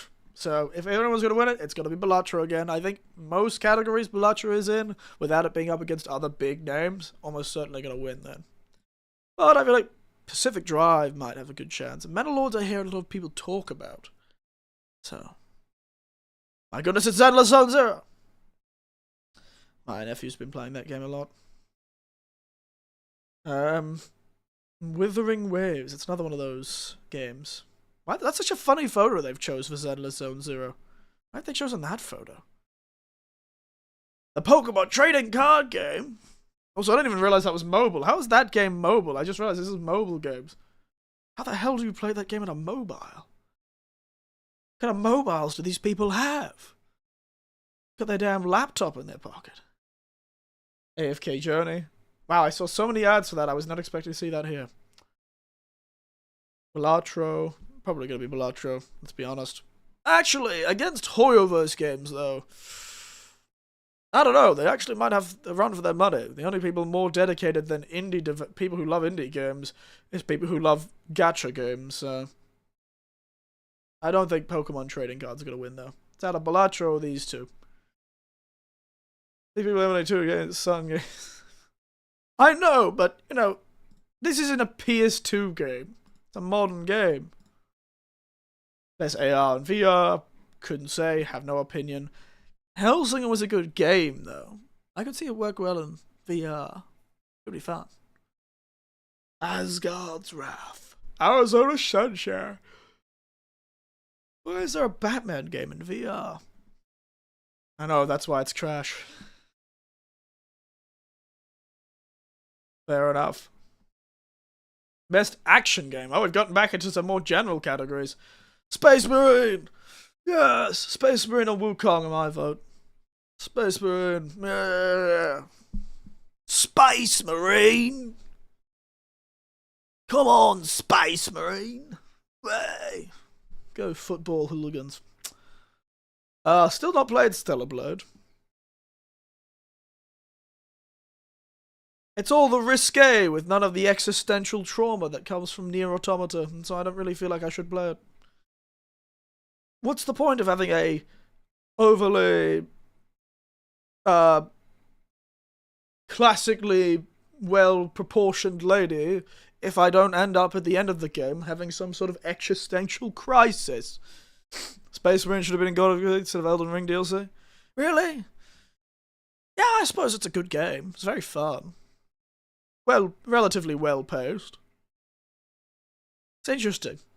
It's interesting. They've had so many updates, too. I've kept up with it. It's quite interesting. They've been adding new weapons and the like. Fun stuff. Alright, best action adventure. Oh, I've got to play that game. The old lass. I mean, it's on DLC for starters. Make a good point. He does. They hate him for he speaks the truth. I'm more of a...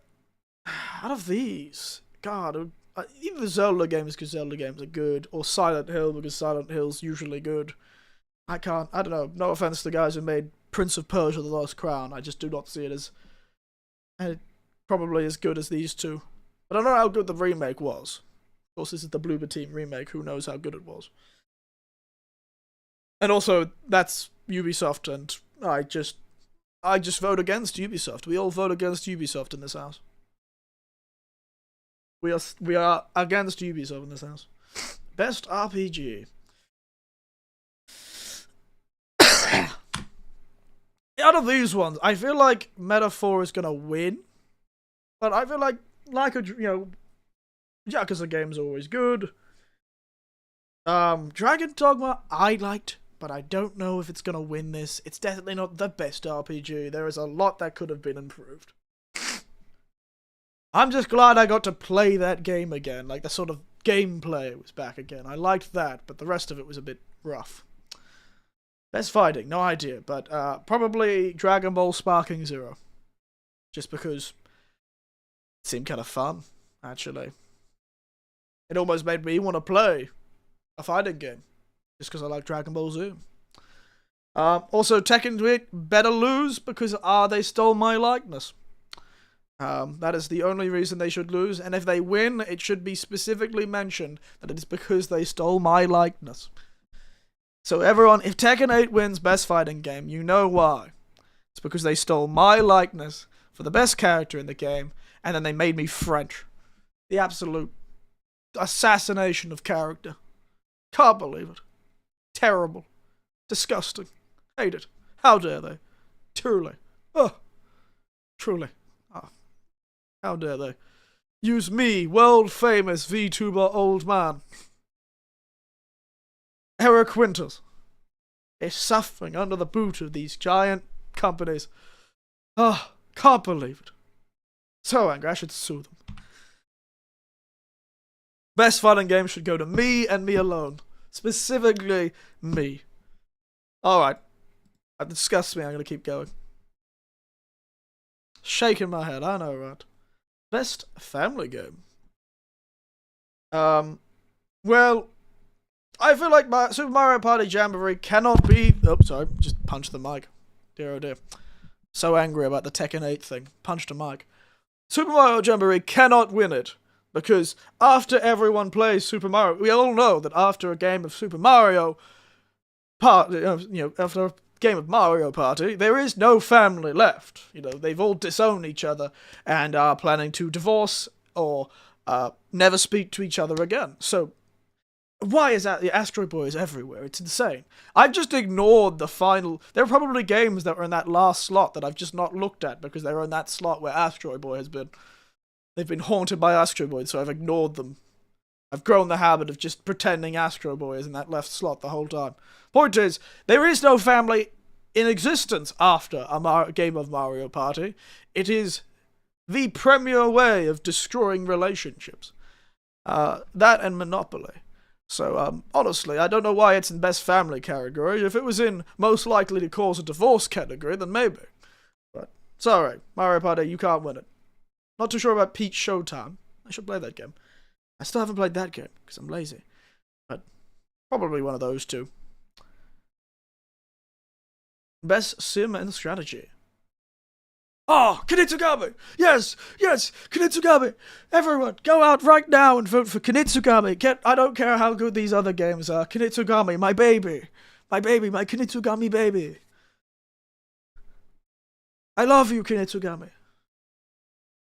I know you were made by Capcom, but you're such an indie game. My baby. It's my boy, or my girl, I suppose. Kinitsugami, Game of the Year. Get that Elden Ring DLC out of here. I want my weird cult classic game. I hope that turns into a cult classic. I hope in 10 years, we look back and everyone's like, wow, that Kinitsugami made by Capcom was really something else, wasn't it? It was just so full of passion and weirdness and fun art direction and, it's so good. The only game I've seen you play twice, and I've played it a third time. And in fact, you could play it 8 times. Because once you finish it 8 times, you get a new outfit. I'm tempted. Sure, it is the only game I've played twice on stream. Goes to show. Goes to show.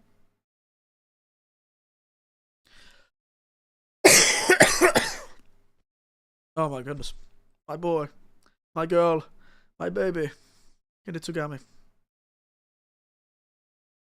If all of you do not come back and change your vote to Kinitsugami, I will be upset. I will disown you. Best sports and racing. I have no opinion except for everyone that I knew who played hundreds of hours of EA Sports and NBA sports games and F1 racing games were always kind of weird. Who's got all those Kinitsugami then? You know what? It's the game I feel the most passionate about, so yes. But I feel like it's because I've gotten into that sort of evangelist mindset because I know it's not very popular.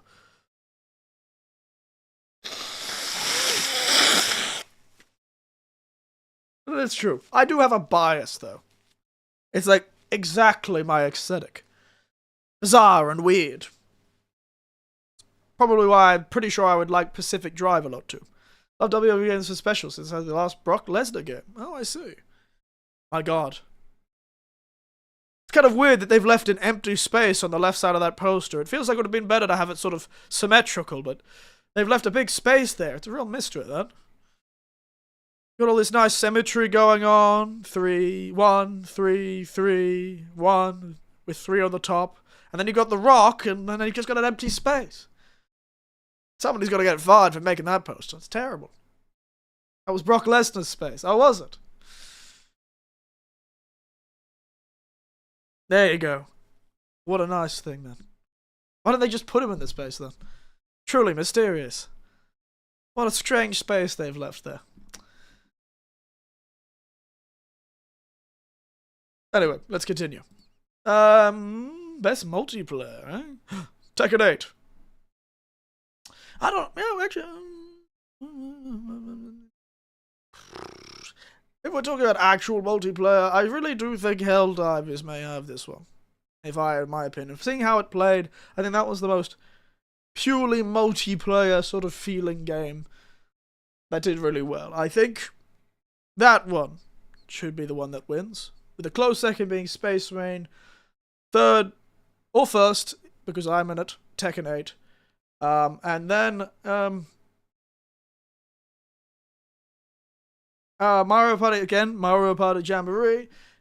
It may be a multiplayer game, but more in the sort of, violent attack. Yeah, the guy's going to be deleted from anything WWE, fair enough. It's always one thing, isn't it? Always turns out to be a pervert, don't they? Best adaptation. Oh. I've not watched the Yakuza TV series. Some people have recommended the Yakuza TV series. The live action one. Apparently, some people enjoyed it. I've not watched Knuckles. I thought it was just called Sonic. I thought they were all Sonic movies. There's a Knuckles movie or a Knuckles TV show. I've heard this one is very good. And I quite enjoyed Arcane. So out of these ones, I've only watched one of them. I watched the first Sonic movie. It's a TV show. I didn't know that. I've only watched Arcane, and I just love its art direction. Spectacular art direction. I also do like how they have it feels sort of like a musical sometimes, because they always have at least one or two sort of accompanied by music sections, like really beautifully animated music videos essentially that show some sort of montage. Gotta love that about Arcane. Kind of feels like a music video every time. Feels like a musical if randomly song breaks out. So I don't have much opinions, but my vote's going on Arcane just because it's the only one I've watched. It does have Imagine Dragons in the intro. It still has Enemy though, doesn't it? I watched it. It has Enemy as the intro. Imagine Dragons Enemy is still the intro of that TV show. I'm almost certain. I watched the damn thing like a week ago. It does. It does have it.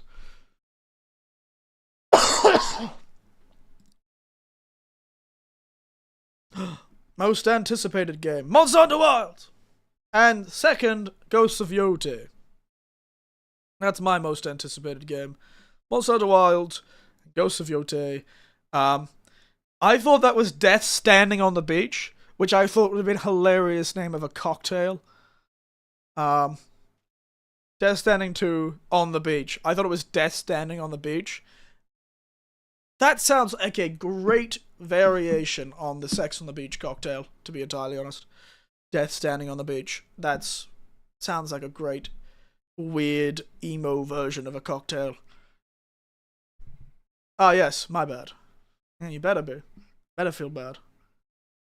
Yes, my most anticipated are definitely Monster Hunter Wilds in number 1.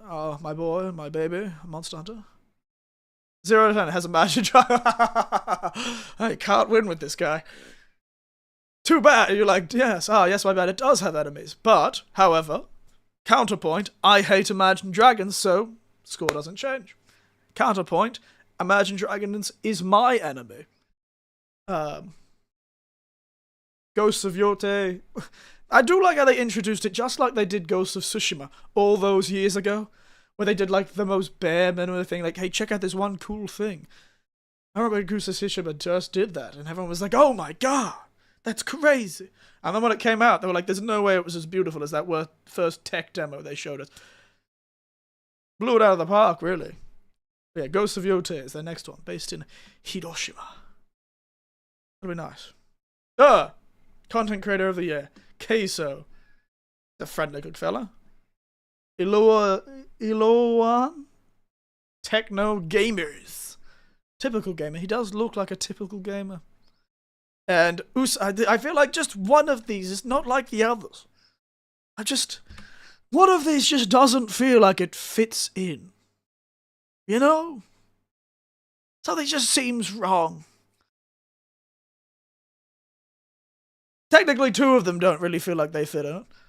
Because this guy just looked like he took he accidentally took he was like fiddling with his phone and accidentally took a selfie outside a Waffle House.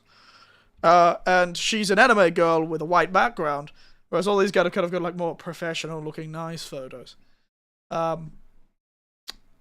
Point is, Usada Pekora probably gonna win, let's be honest. I've seen her face everywhere and everyone's joking about it, and so I think it would win because of that, because everyone thinks it would be funny. Esports game, do not care. I honestly couldn't. All of these games were not released this year, by the way. I guess that's the problem with esports games. They can't really be released the year they're out, but I don't play any of these games, and I'm glad I don't, from what I've heard about League of Legends and Dota. My life is better for it. My life is significantly better because I do not play League of Legends. Though recently one of the Hololive girls has been trying to indoctrinate a few of them to play League of Legends with her. Best esports athlete, I don't know. That guy looks like a villain in a Devil May Cry game. Or if he put sunglasses on and like a leather trench coat, he'd probably look a bit like Adam Wesker. So my vote goes for that guy. Because he looks like he would do an evil monologue with sunglasses on in the middle of the night in a dark factory full of evil zombie monsters. Yakuza mid-boss. He does sort of look like a Yakuza mid-boss as well. He's got that villain energy though. Love him. Throw a few things, put a trench coat on him, put a fancy suit on him, he'll be boom boom. You know, underboss of the Toyama family. Alex Khabib. That guy's just called 33. And I'm pretty sure he looks like someone I've met before. There you go. So my vote's for this guy. He looks like he's about to kill someone. Irrespective of game. No, irrespective of performance, I don't care. Best esports team. Ah, he's back again.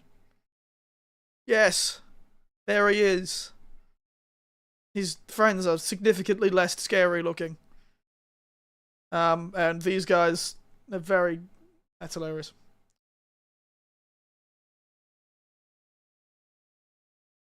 Now he's with his gang.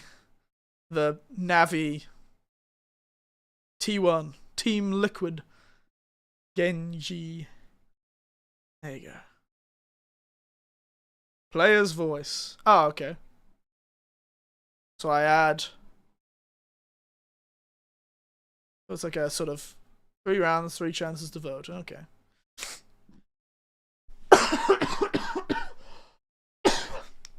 Alright. There you go. We got through all of them. Alright, get this out of there. My god. That was a lot. That was a lot. And the worst part is the games were all the same goddamn games. Astro Boy was goddamn everywhere. If there was any more Astro Boy, I think this was an old 90s card bloody anime. I was thinking for a moment that I was playing like I was watching TV back when Astro Boy was on. Christ. Whee. Oh, Jesus Christ ending? Horrible. Why are you trapped in the bathroom? Get a job. Alright. Now we're back to the game. Let's do the thing we came here to do. The circuit. Alright, it's time to play what we're here to play. The circuit, Steel Path. Turns out to be a Sony ad all along. We could keep talking about it, but yeah, no, game of the year. All I care about is Kinitsugami winning, essentially. That's all I care about. After this, I'm gonna go sit down and vote for Kinitsugami. My baby. Kinitsugami. Now look at this guy. So, welcome to Steel Path Circuit. This is a game mode where you get given a random set of Warframes that you either own or don't own. You can tell the ones I own because they all look ridiculous. Like the giant pink shrimp lady. And this lady. So I get a random selection of Warframes that I own and a few I don't. Like I don't own this guy. They do have my mod configurations, which can be good and bad. She's probably the better of the two, to be entirely honest. Yeah, I don't know why they're all girls this time. Girl, girl, girl, not a girl, girl. Shut up. And then that gives you a selection of your weapons, of course. I'm gonna grab this one because it's one I've actually upgraded. Sometimes you'll get really good weapons, like this time I've actually got a good selection. Sometimes you get awful selections. And you really have to hope your frame is good.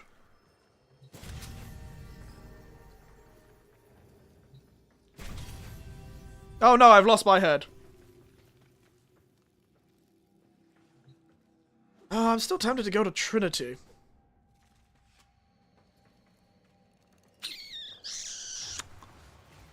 No, this girl's more useful for the team as a whole, and that'll be better for me. Yeah, why not? And of course... Oh, sorry. Probably shouldn't have done that. And as you play through this sort of thing, you go through a random series of levels, and as you finish each level, you will get a random... a buff and you're trying to build buffs so that you become stronger. And this is a very annoying and fiddly game mode, and yes. Bizarre contraptions left behind from the time of Scholar's Landing. Master their alchemy. To understand the elemental. And you want to collect those 3 fragments because they also give you a random buff. Locate a crucible. That's a good time. You found a crucible. Liberate the necessary amphors from your enemies. I've got bad connection to somebody I'm with, which is not good. And toxin amphors.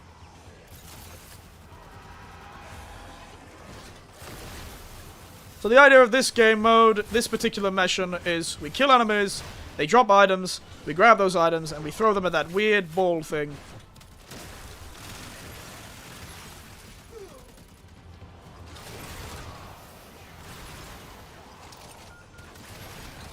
Why is my own buff not helping me? Laser beams. Giant laser beam lady! Cut the enemy forces down. Take the amphors and hurl them at the crucible.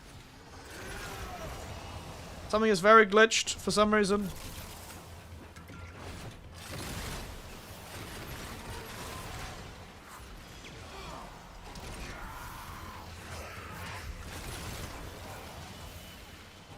This is supposed to give me more health, but it is not giving me more health, and I do not know why. Point is, yeah. Oh, somebody found it. Garbage. Garbage. I'm still somehow alive. I've got really, really bad internet connection with someone in our team. Very good.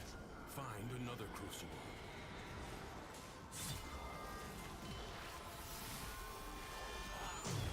A magnetic crucible. Find electricity and cold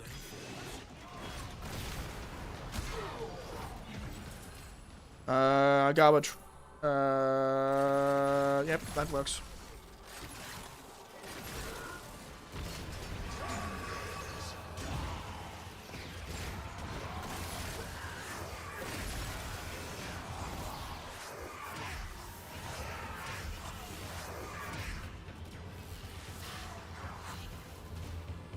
Alright. This is a real problem because now everyone's like sort of teleporting around, which is one problem with this style of game. I really rely on people having a good internet connection with me.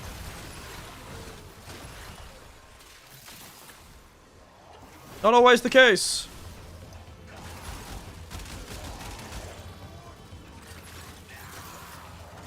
Which can lead to some very funny glitches, I'll admit. Thank God I got this weapon, though. I just recently finished fully upgrading this one.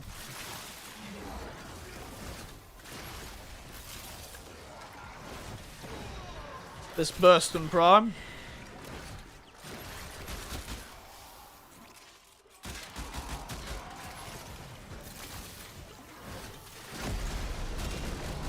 It's a comfort to know that even in the depths of the Oh, yeah. I feel I should turn the game down a bit.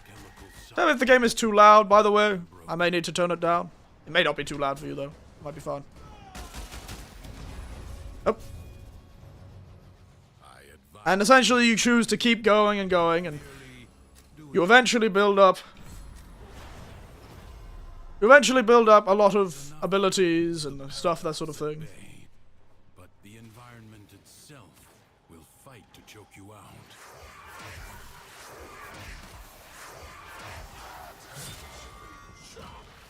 So this type of mission is just survive for 5 minutes. Fairly simple. Names on the tin, I suppose. Problem is you have to keep fighting. You can't just hide in a cave somewhere. Because you've got to maintain your oxygen. And you only have enough oxygen at max for... If you kill no enemies... Yeah, you only have enough oxygen to survive for a minute or so. So you have to keep keeping enemies to collect oxygen things. Or life support. It was very strange because everyone thought these Warframes were robots for a very long time. until it was revealed that these Warframes are biological in nature, hence the need for oxygen. These weird creatures without mouths somehow breathe. I suspect it's like frogs. They probably breathe through their skin.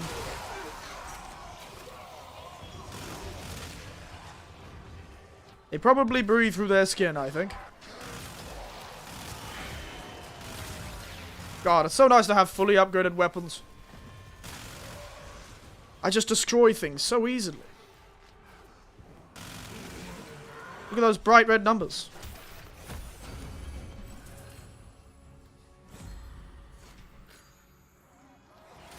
Yes, I'm very capable of knowing. I've played this game mode a lot. So I know all the right upgrades to pick, and the answer is always pick the one that will give you a direct increase in damage. Except if you're playing a very specific frame, and then choose the one that matches that specific frame. But for some reason, this frame is currently very glitched. Look at those bright red colors.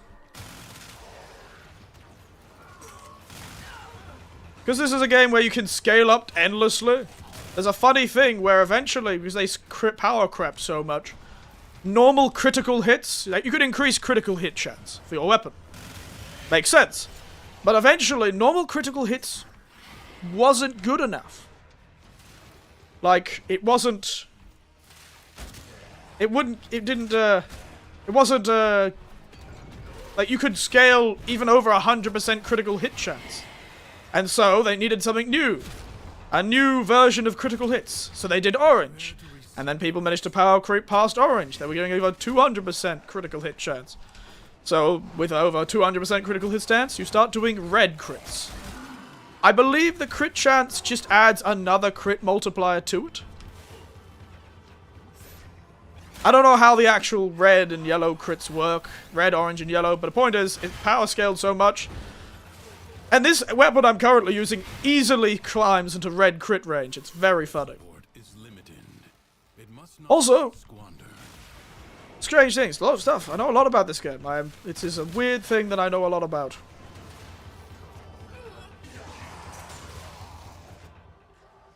All I do is violently murder. Body shots are good, but headshots give even higher critical hit chance.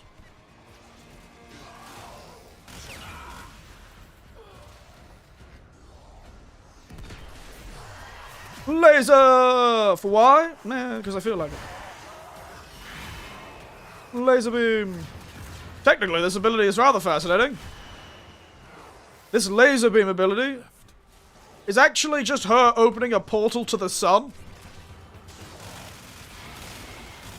She was just like, you know what? I'm just going to open a portal to the actual sun and use the radiation that comes out of this portal to kill you. That is essentially what she does when she opens that portal.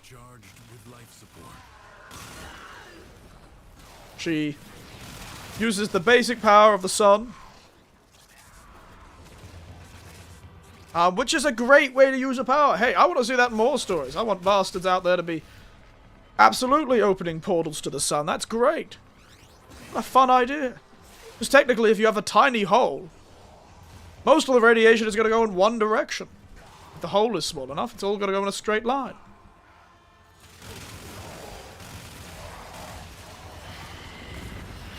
Fear me and my power.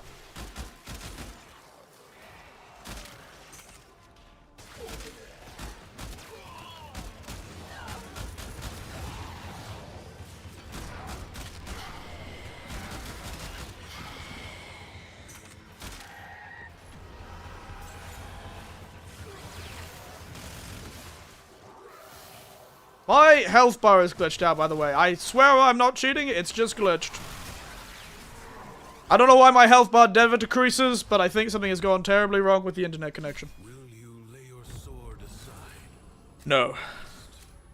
Or fight on? Alright, baby.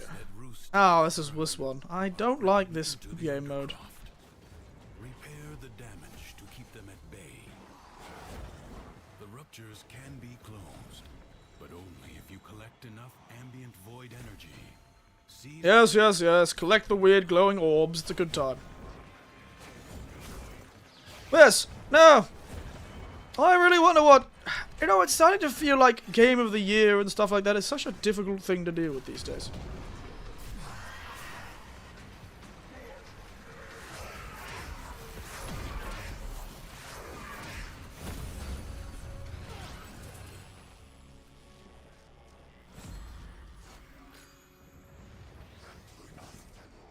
Feels like Game of the Year is just one of those things that, I don't know. It's just games are too big and varied and all over the place that it's kind of hard to feel like Game of the Year is actually in a, like something that can actually be, you know? If the Void Angels break through the wall, Yes, yes, yes. The wall. Build the wall and all that. Yes, very funny. fight on. Close the ruptures as you would staunch the wounds of a comrade. Weird way of putting it. Kind of feels like you've had a lot of comrades you've staunched the wounds of. Which is probably true, because I'm pretty sure that guy was an actual war veteran, but... Beside the point. Close this weird portal made of arms. This portal is flexing on us. Rupture is closed. The paradox stabilizes. Does it? I wasn't aware it did. Whee.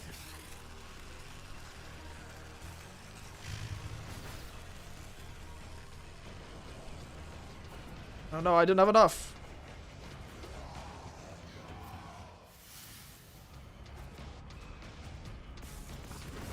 Yeah, collecting stuff, doing stuff. And you just do this for genuine hours. We're not going to finish this today. We are not going to be able to finish this in time. We're not. It takes actual hours to finish all of this. And really, I should be not streaming. I should be studying for the Japanese exam I have tomorrow, but I have never been known for my effective academic success strategies, certainly.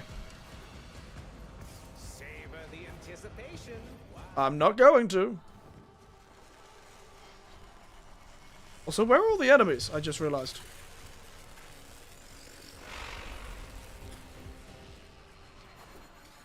I don't think I've seen an actual enemy for a while now. Enemy has been held at bay.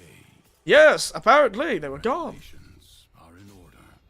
Thank you. This struggle goes on for as long as you can stand. Oh baby, I'm not even standing. I'm floating, mate.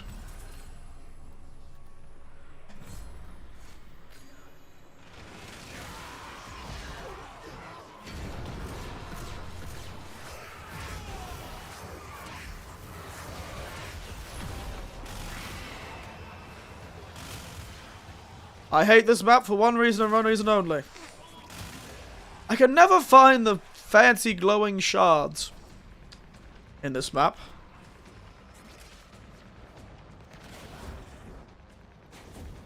I can never find the glowing shards. Oh, there I found one.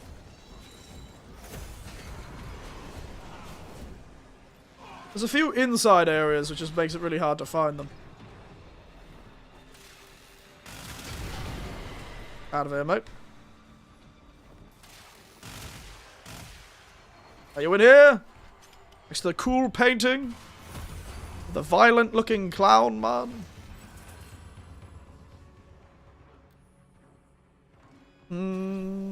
Yeah, sure. Hold on. Wait.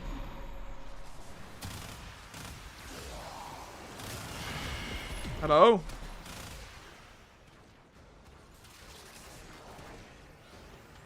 As it does feel like somehow I'm invincible. I know not why or how.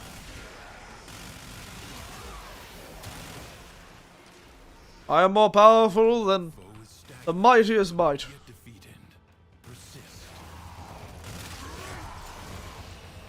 Now, for a long time, actually, I didn't really like playing the female frames. I just like the aesthetic of the male frames better.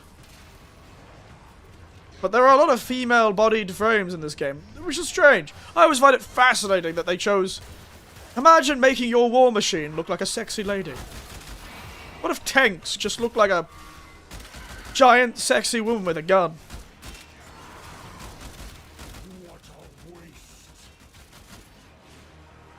And Mr. Vor.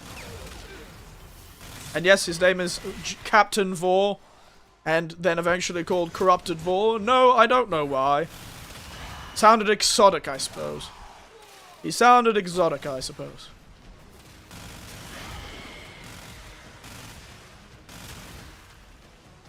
He sounded exotic, I suppose.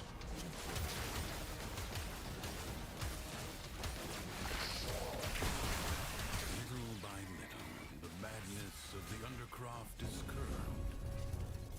Yes! Oh, he's leaving? Oh, I guess we're leaving. And that's the thing. You keep going until you finish and you feel like you want to go, and then you leave. Is real. The Fury is real? Really? Well executed. Wouldn't know. And essentially, that's the start. That's the end of a run. That's sort of what a run looks like in Fury. You get a random Warframe or random weapon, and you go for as long as you can with the team you've got. And then you keep doing it until you collect all the rewards. And it does take approximately 6 hours straight to do it, if you do it straight. So you keep going until you get all the rewards, and it does take a number of hours to get through all of it. And there's technically two circuits. You've got normal and training. The normal one just gives you frames. The big one gives you big ones. The normal one gives you normal frames. The big one gives you these things called incarnon, whatever the hell that means. But it's a good time. Yes! Ah, stretch. Ah, let's see if I've got any.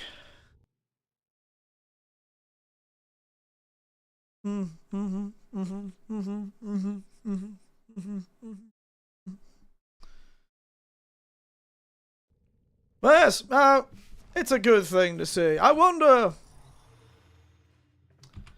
The games industry. I do wonder about it sometimes. Let's get back into it, shall we? We'll just keep doing it and I'll just keep chatting. Begin again. Again!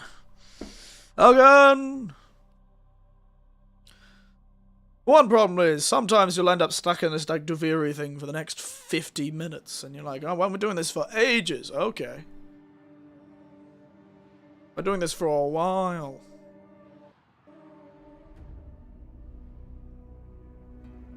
Alright, what have we got?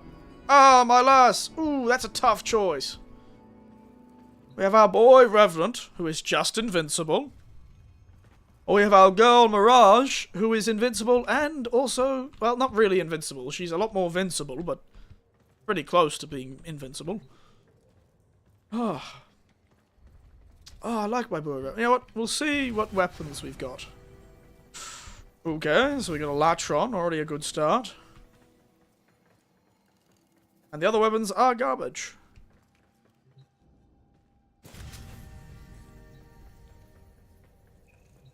Other weapons aren't great. Valeria. What the hell is he talking about? I bet the other weapons aren't great. So, unfortunately, I think we're gonna have to go for. I still haven't bothered to fill that first. We're gonna have to go for our girl Mirage. A lot of mines are missing a slot because I'm too lazy to add something in there. Because our girl Mirage at least has some damage on her own and can increase her damage. Revenant is invincible but can't increase his own damage. Like completely invincible. He is genuinely impossible to kill. You cannot kill a Revenant. Which is such a strange idea for a frame. Like, he doesn't do very much casting with his frame abilities. By the way, all the frames have abilities down the bottom right corner. But his abilities aren't exactly what you call fun to use otherwise. So you just press his invincible button. Leave it at that.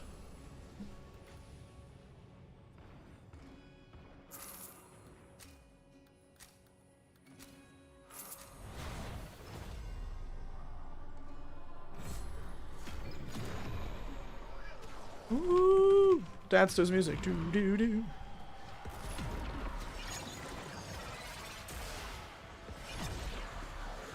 Let's use the deadly disco ball of death.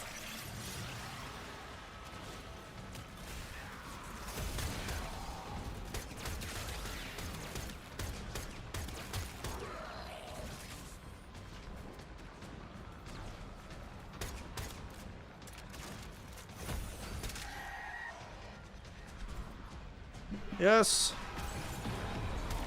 Death go ball. Death go ball. Go, ball of death. Kill my enemies, disco ball. Not yet defeated. Persist.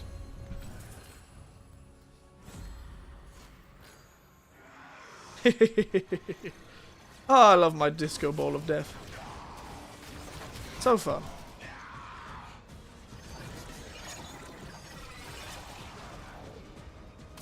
So those two abilities I use are the ones that just make me invincible.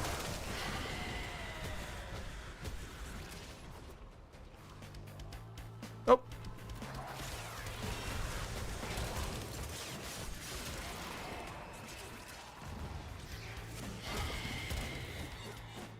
That's right, I'm using the gun blade, aren't I? What a waste. Your scarred vessel. The hell are you? To beg once more. You will never pry Beyana's key from the clutches of its rightful owner. Yes, will I not? Have a... Oh, guy.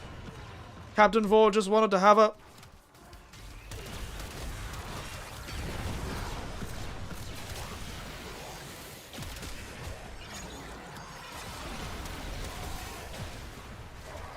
You get to do no damage to me. Go away. To the world above. Do not expect me to tell you when to stop. Hey, don't expect me to tell you when I want to stop, mate. Endurance is defiance. Prove you can endure the Undercroft at its most oppressive. I am oppressed already. Oop. Oop.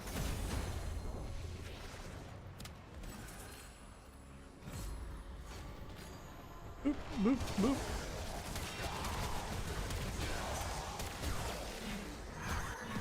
Mr. Big Man upstairs, eh?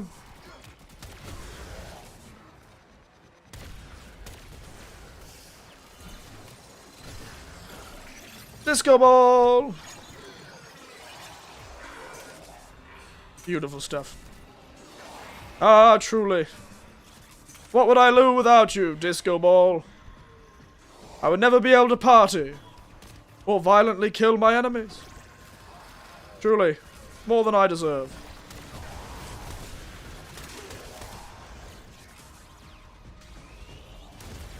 More than I deserve.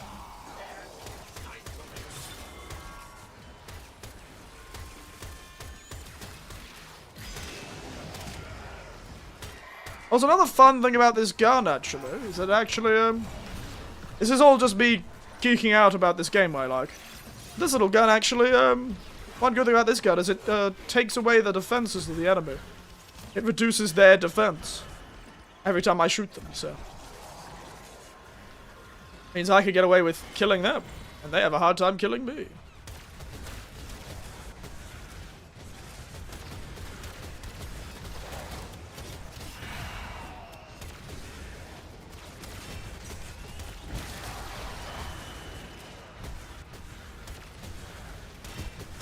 I do like how they just fly away into the atmosphere.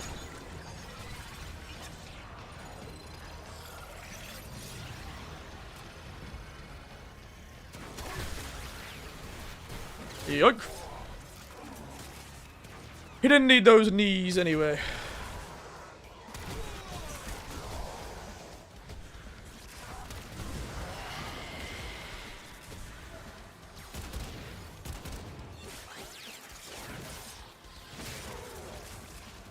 I heard you like guns, so I put some gun in your gun. I put a gun in your sword, which is the gun I have right now.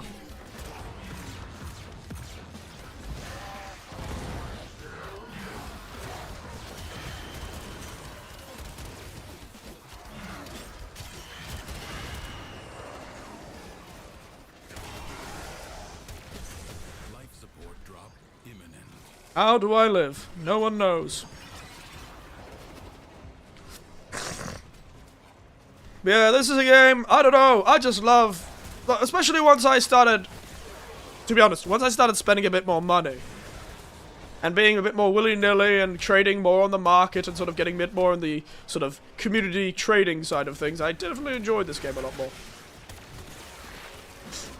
It was great. Life support will be scarce. Put it now. I don't believe you. Well, actually, I know life support is scarce. Certainly no one's supporting the lives of the people I'm killing. I am the opposite of life support.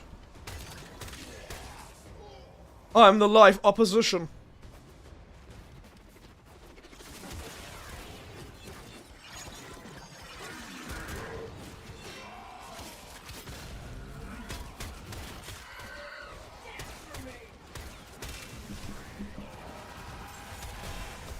Life support? No, I am life hater. There's so much going on the screen. I do wonder how anyone who doesn't know this game would be feeling about this right now. This must be mad to watch. Warning to those who have epilepsy, I would assume. I feel like this game has something against people, because my god, the particle effects in this game can sometimes be truly heinous. Truly heinous particle effects sometimes.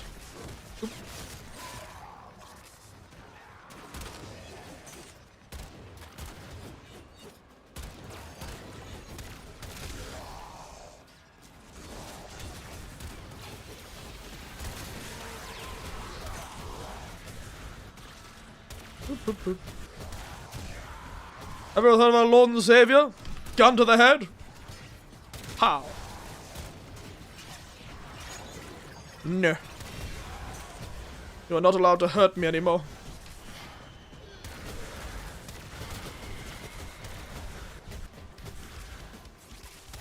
You're not allowed to hurt me?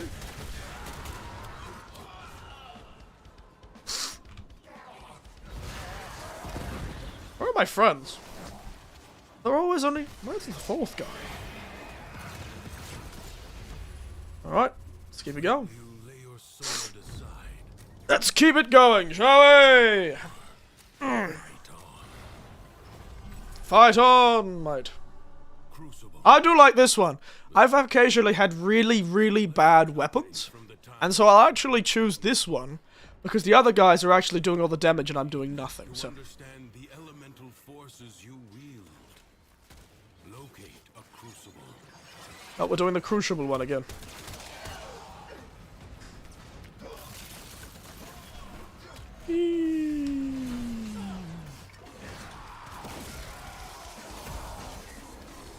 Disco ball, go!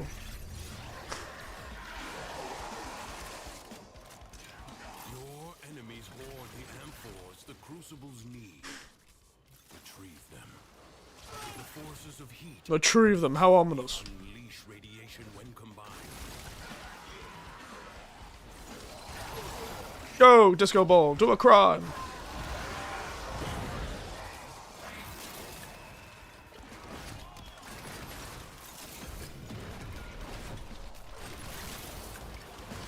Just throw highly volatile material. Imagine is this how actual alchemy worked. Just throwing highly explosive and volatile elemental forces. Just straight it to a ball. Just straight up throw it.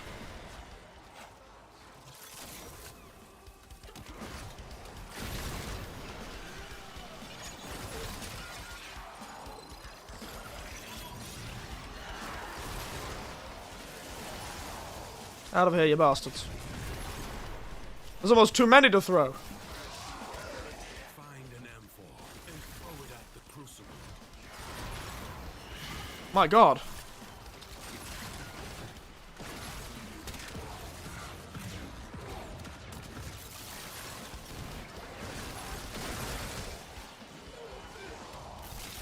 Yes. Ah! I'm a real sucker for games. Aren't I? Find another crucible.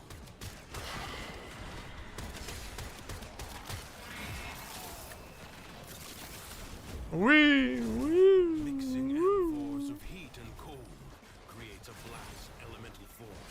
I do like how blast is an element in this game. Imagine just blowing someone up and saying, yes, they were killed by the element of blast. I'm like, no, they were just killed by an explosion. That's not like a force. I do like how it's ice and fire, though. That's a clever way of putting it. You know?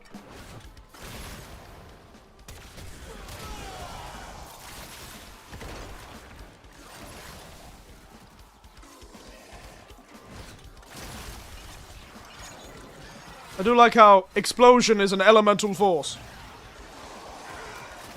And not just what 90% of the weapons in this game do. Accidentally yeeted that one into space. We're in a very efficient team. I like this.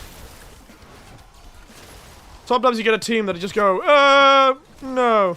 And just don't do the objective and they decide they want to kill everything in the distance. Replicate these elemental combinations as you modify your weapons and warframes. No. I won't do that, Mr. Man. It is my duty to make extraordinary demands of exceptional people. Is that what you call it? Out of here. The Jackal.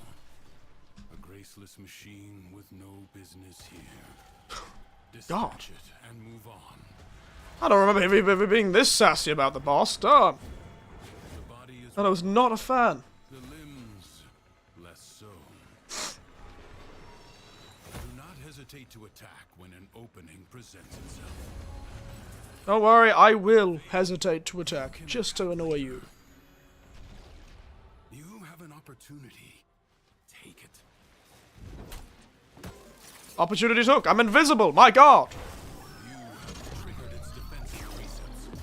Find where it has fled to. Running away, you cheeky bastard. Come back here. Support. Change your focus. Don't know I could commit war crimes. I do what I want. I can't tell you when to commit war crimes, but I can suggest when the best time to commit war crimes is.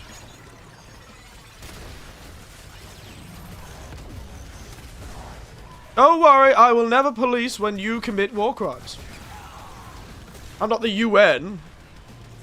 I'm just a concerned citizen who feels like you're not war criming correctly. You could be several times more efficient with your war crimes.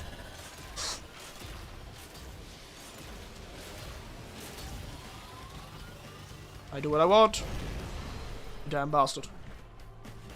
Get him, Tequila Blade.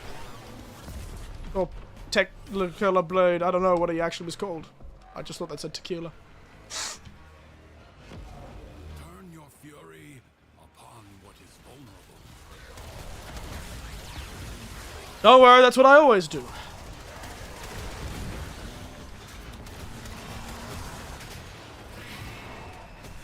Hello, everyone. Have I heard our Lord and Savior, weird ball of light?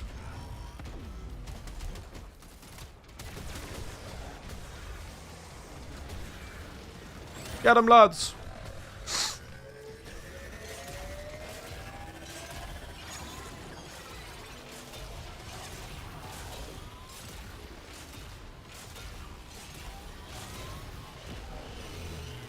The foe has fallen. Okay, they got the last one.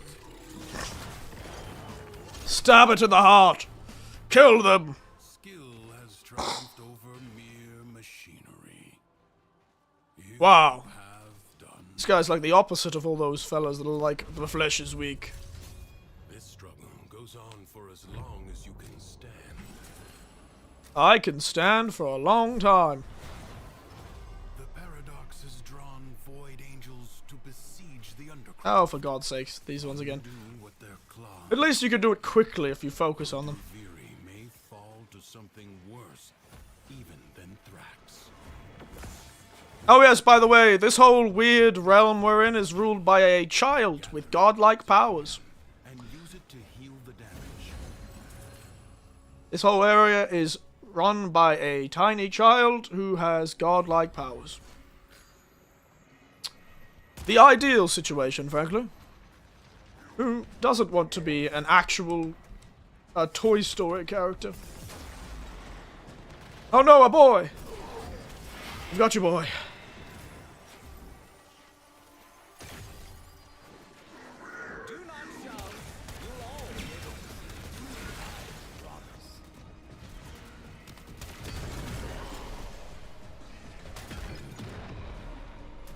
Okay.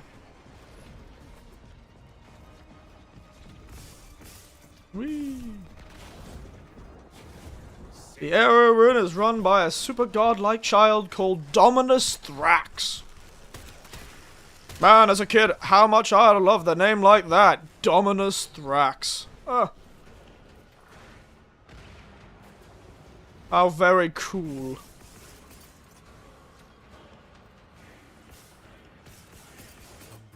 By the name like Dominus Thrax sounds like a Roman emperor who committed so many war crimes. Close the ruptures as you would staunch the wounds of a comrade. I hope he's talking about his staunching wounds of his comrades again, old man, mate. I know you're like a veteran, but come on. I'm in the middle of combat right now. I don't need the simile. I think I can figure out how to staunch a wound. Void angels break through the wall. Their master will be freed. Do not allow that to happen. Oh, yes! I suppose you fellas, nobody who's watching, would know about the man on the wall. Another game. This game does that thing that I really like with lore and stuff, where it gets really weird and strange and bizarre, and there's this whole enemy called the Man in the Wall, and he's just a weird, strange, nothingness being called the Indifference. It's a great time. He's very weird, and he haunts you like a weird ghost. It's a great time. And you use his finger to power, like, faster than light travel in this universe is powered by this weird godlike being's finger. Are unrelenting. You are all that is keeping them at bay. Hold fast. I find that one of the best parts about this game is the weird, weird lore, the deeply strange lore that comes out of games this old, that have been running for this long.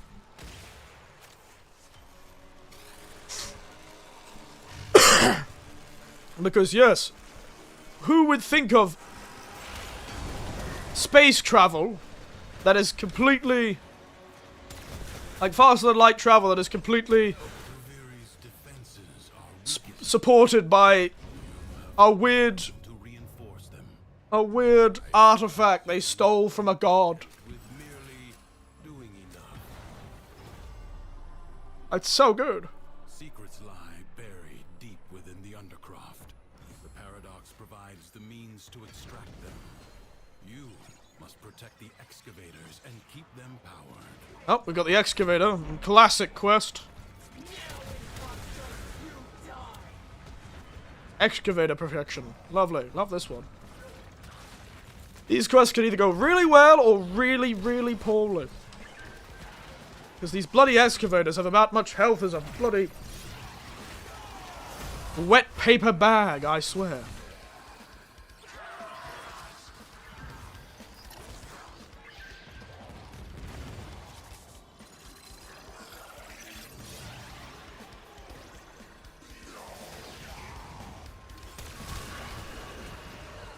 I swear these things have the durability of a wet paper bag.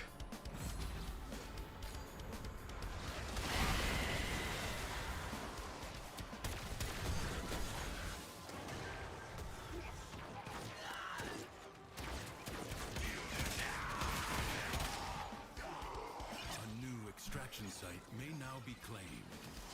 Indeed, a new extraction site may now be claimed.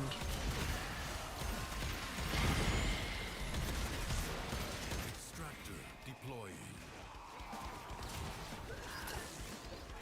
Alright.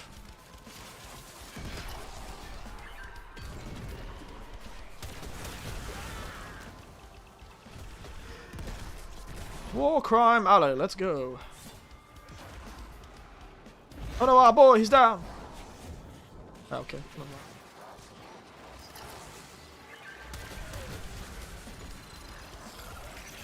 Out of here, you bastards.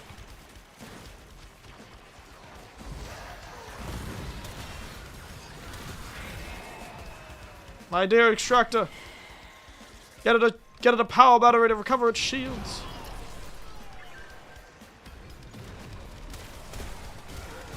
Void treasure location established. Yes, though. Very deeply strange lore this game has got.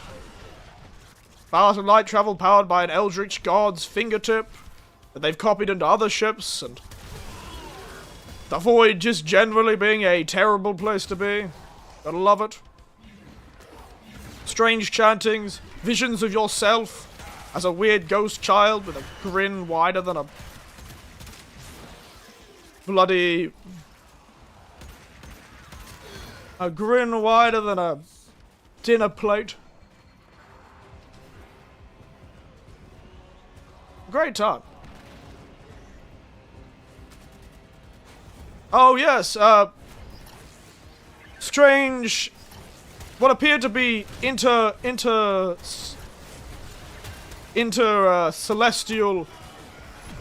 void treasure has been located.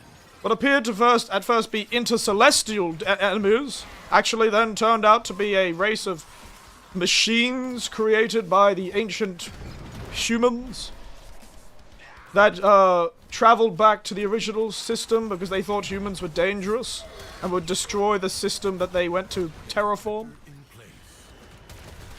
Imagine giving your terraforming machines intelligence, and they immediately realize, oh no, this beautiful new system that we have come to terraform will just be destroyed like the system we left. So let's go back to the system we left and try and wipe out all the humans so that they don't come and destroy our system. And also somehow traveling faster than light sterilized them, even though they're weird sentient biological robots. Very strange. Your work wasted. Oh, shut up. A new void treasure may now be extracted. Mr. Sass, I'm trying to hear talk about weird lore. Sentient biological machines and virus infections that can turn people into living weapons. Open to you. It's a good time. But further buried riches are here for the taking. If it's useful, do it. Leave now or later. But Don't worry, I will leave later. the Undercroft is inexhaustible. This Tenno asset is destined to be destroyed by Is it? hostile forces. Intervene and change its fate. No time to rest. Already a new onslaught begins. Where are my weird little blue things? Oh, one was right above us where we started.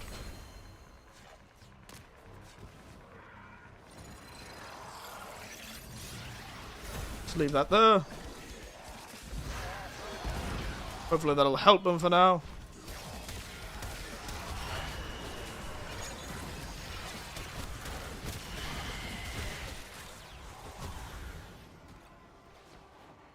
More important than anything else, my own survival.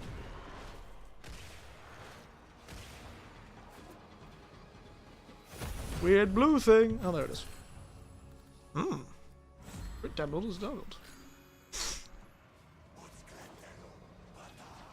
Oh. Where are you? Alright. One thing you need to learn in this game is don't stand upon the objective. It's as fun as it is to stand in the middle of a circle, that ends very badly. The stout bow stands.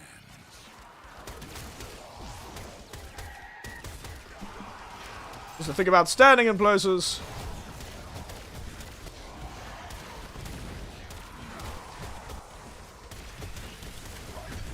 Why can't I hit you?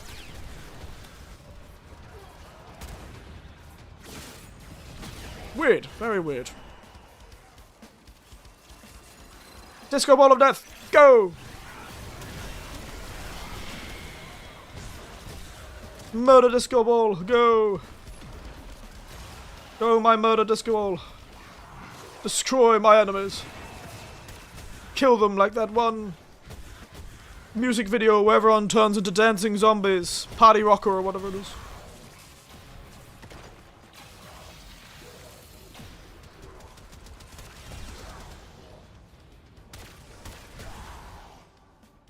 There's one more bastard somewhere around here.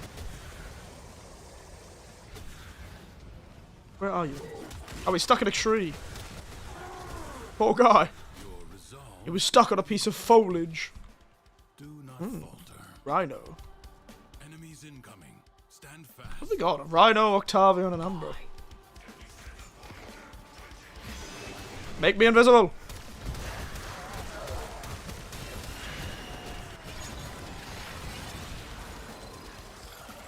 Go! War crimes! Well, actually, not quite a war crime. I don't think laser weapons are a war crime yet. But there is a few frames that genuinely use chemical weapons. One guy's whole thing is chemical weapons. It's crazy.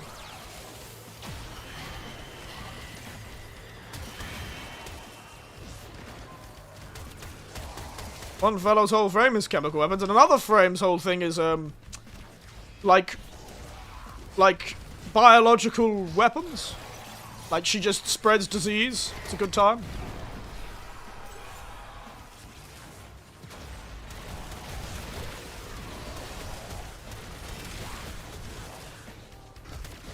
She just spreads an infection.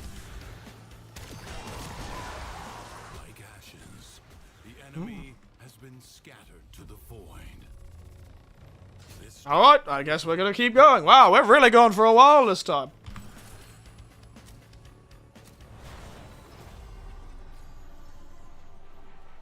Oh, wonderful. The kill everyone one. I do love this one. Oh my god, that poor boy. Kuwu is having a hard time. I'm coming, Kuwu. Okay. Maybe I'd saved him.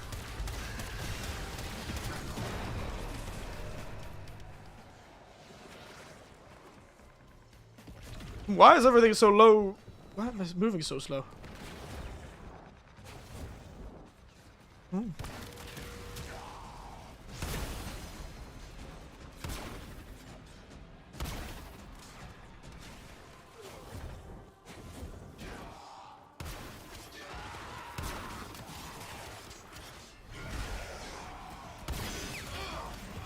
Oopsie daisies.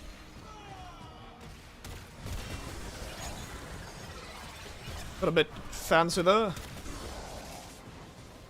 Decree fragments, where are you? There it is. I sometimes wonder if I can't see them, to be entirely honest.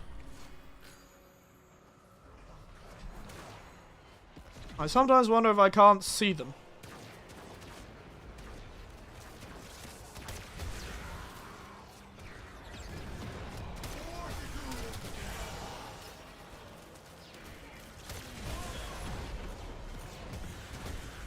Have you considered our Lord and Savior? Large explosives to the face.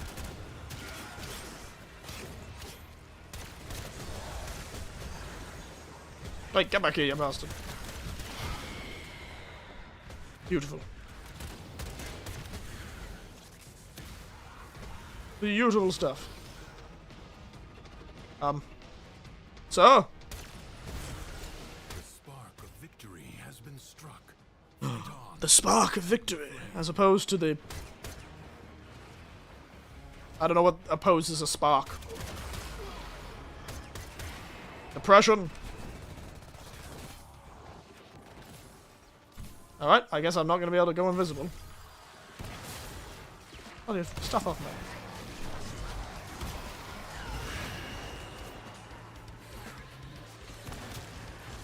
I am a great criminal. Just really good at being a criminal. I don't know what I'm saying. I'm going insane playing this game. It is surprisingly difficult to keep up a conversation.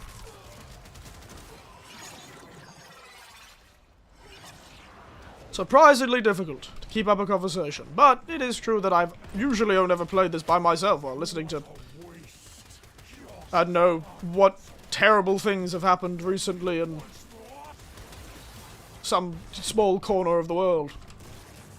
That or, you know, that or like Reddit readings of Hikers of Reddit. What is the most creepy experience you've ever had? Or Long Road Truckers of Reddit, what is the most creepy experience you've ever seen? Or Sailors of Reddit, what is the stuff that you see on the open ocean that you can't explain?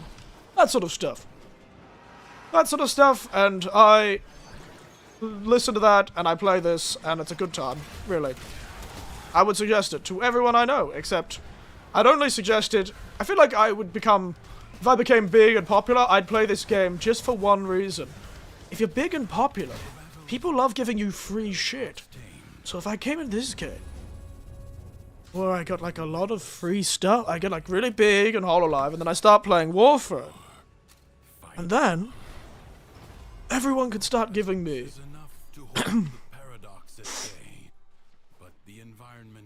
everyone can start giving me, like, free stuff in the game, because you could very easily gift things to people. So I'd just get them to gift me stuff, and I'd be able to get, like, platinum and stuff like that. And I'm like, ooh.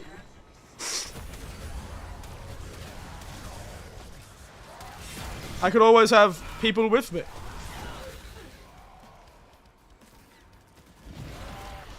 Why am I... Okay. Weird, it wasn't letting me cast my abilities.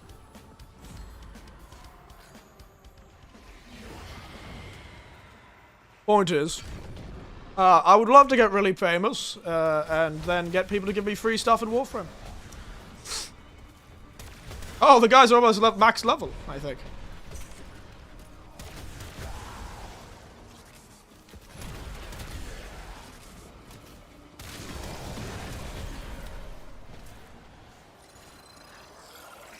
Ooh.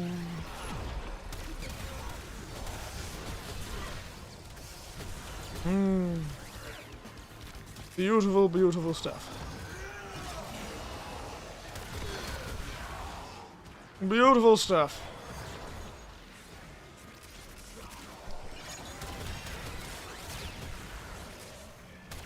Oh, that was my ally. Quick, follow the Octavia around. Beautiful stuff. I'm invisible. Through the power of music, I have become invisible. Wait. The power of music should be making me much more visible, but... You know what? Be not I suppose.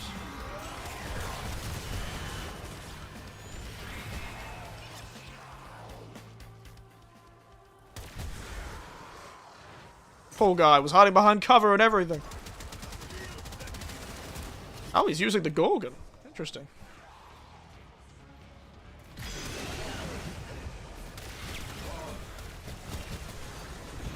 Do a crime.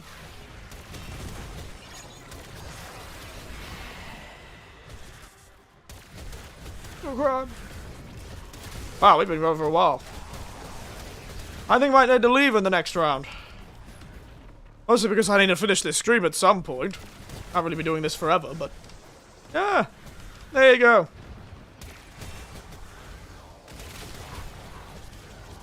I think I've done a relatively good job trying to keep talking while we're on this. I keep talking about the game, though. That's what I get really distracted by. Life support replenished.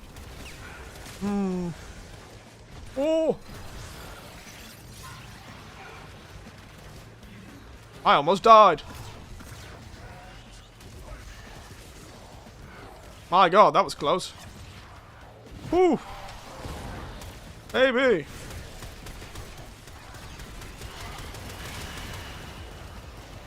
Periodically, life support will appear. Use it only as you must. Ooh, baby, almost died.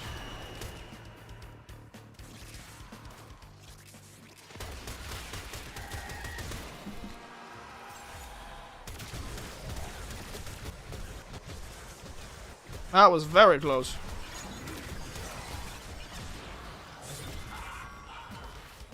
My god, thank god for that. What's that? Huh. You have 60 seconds. Ooh, I have 60 seconds. Wait, 60 seconds? What do you mean 60 seconds? 60 seconds of what? Life support? Life support has been activated. So 30% is 60 seconds. There you go. So you get about 3 minutes of life support. from a full 100%. Interesting. Never really noticed that.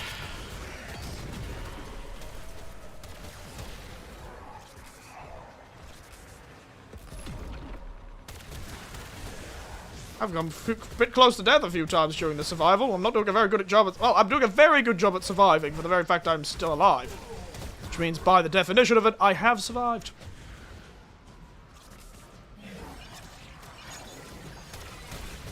I will survive and all that.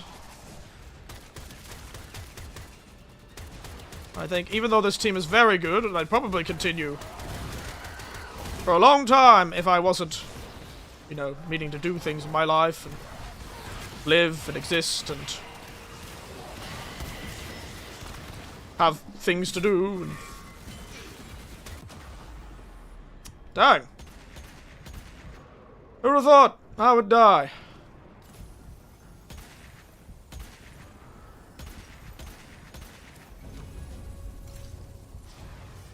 I'm gonna leave. Sorry, lads. I've got places to go, people to see, lives to change, love to have. I'm definitely the... Oh dear. I've broken the game.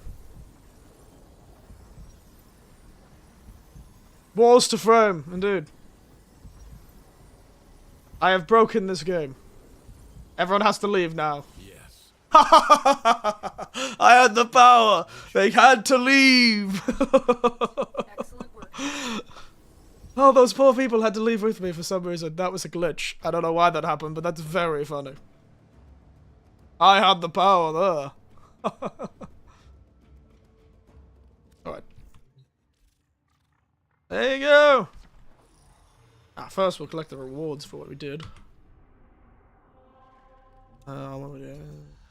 Circuit. Bam! Bam! Bam!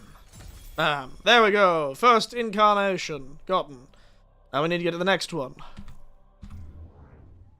Very nice. Very nice indeed. How has the cat gone? There he is. There you go. Get the cat out. Well, yeah, there you go. I think we might finish up there for today. I'll probably continue after stream, but I need to finish the stream for now. So, live to fight another day.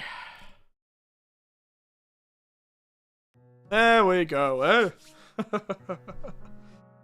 Oh, I do like that game.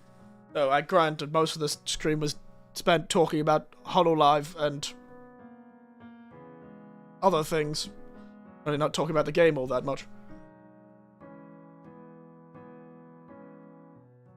Never frame another war. Yes. Live to murder another person. Frame another war.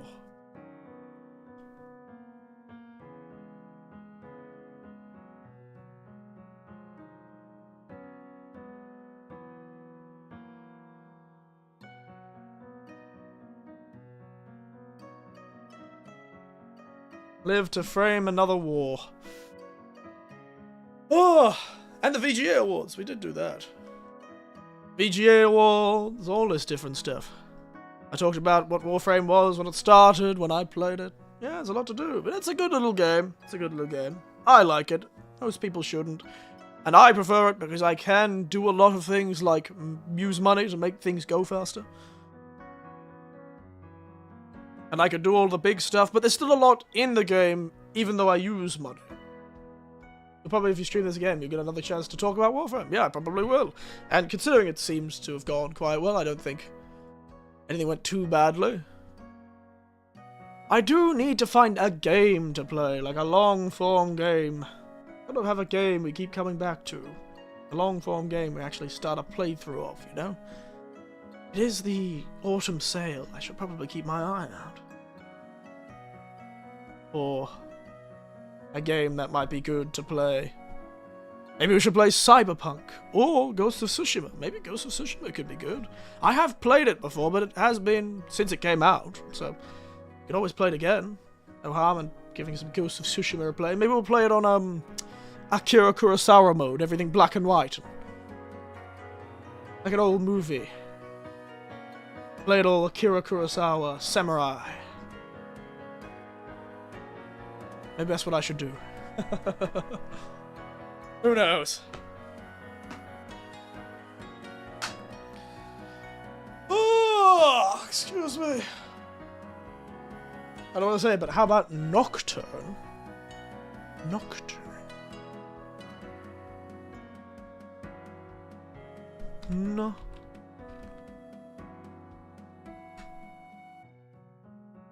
Oh, one of the older Shinsekai Kensei games. Oh, it's currently 1,400 yen. Oh wow, it does look like an older game, doesn't it? Oh, that lady is melting into the floor. Weird. It's also on the computer, but it is the HD remaster. Don't know how good it was. I should play I should play one of those many games in that sort of Atlas sphere. Nocturne by Chopin. Not quite. Could be. The first... Yeah, but it's bugged. Oh, I see. The first review is, game is based. DLC is great, but the porting sucks. So I have to install a heap of mods to get it to work.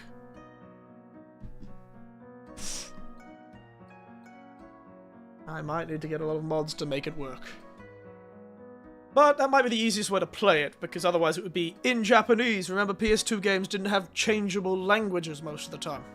So, unless you wanted to play it, want me to play it in Japanese, I suppose I could. Anyway. Rightio. I think we need to finish up there. I'm glad you all enjoyed it. We had a good chat today, didn't we? A good chat indeed. And we'll see how it goes. I'll figure it out. I'm sure I'll think of something. I'm really hoping I get rid of this cough and this bloody thing. Modern gaming, everyone. Modders have to fix everything that the devs won't. Yeah, but they didn't want this. There's probably nobody working on the game. They probably made the port and just threw it on the PC. They didn't expect anyone to complain. Like, people don't play. We're just putting this out just in case somebody goes, ooh, I want to play it, and then buy it. They don't care it works. Functional products? Ha! Who wants that? Absolute madness, I tell you. Absolute madness. Those bugs weren't the original version. Well, that's the problem about moving something from a very stable system like a PlayStation or an Xbox, or a console generally, and moving it to a less stable system like a computer. It just always becomes a pain in the goddamn ass, and developers do not want to spend the time or the money. Functional game and release? Ha! Why are you using computers then? If you wanted a functional game from release, you could just play it on the original game. How about that? How about that?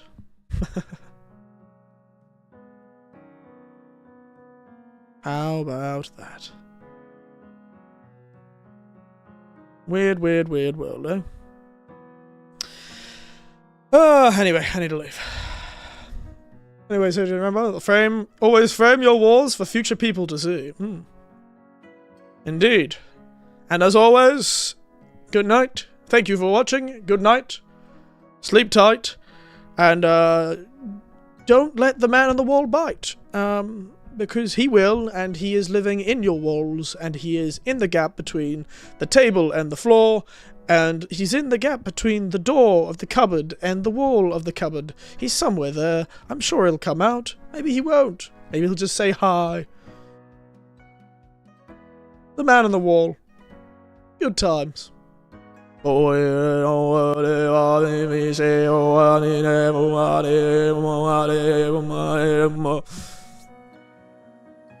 Kinitsugami, strategy game of the year. Go.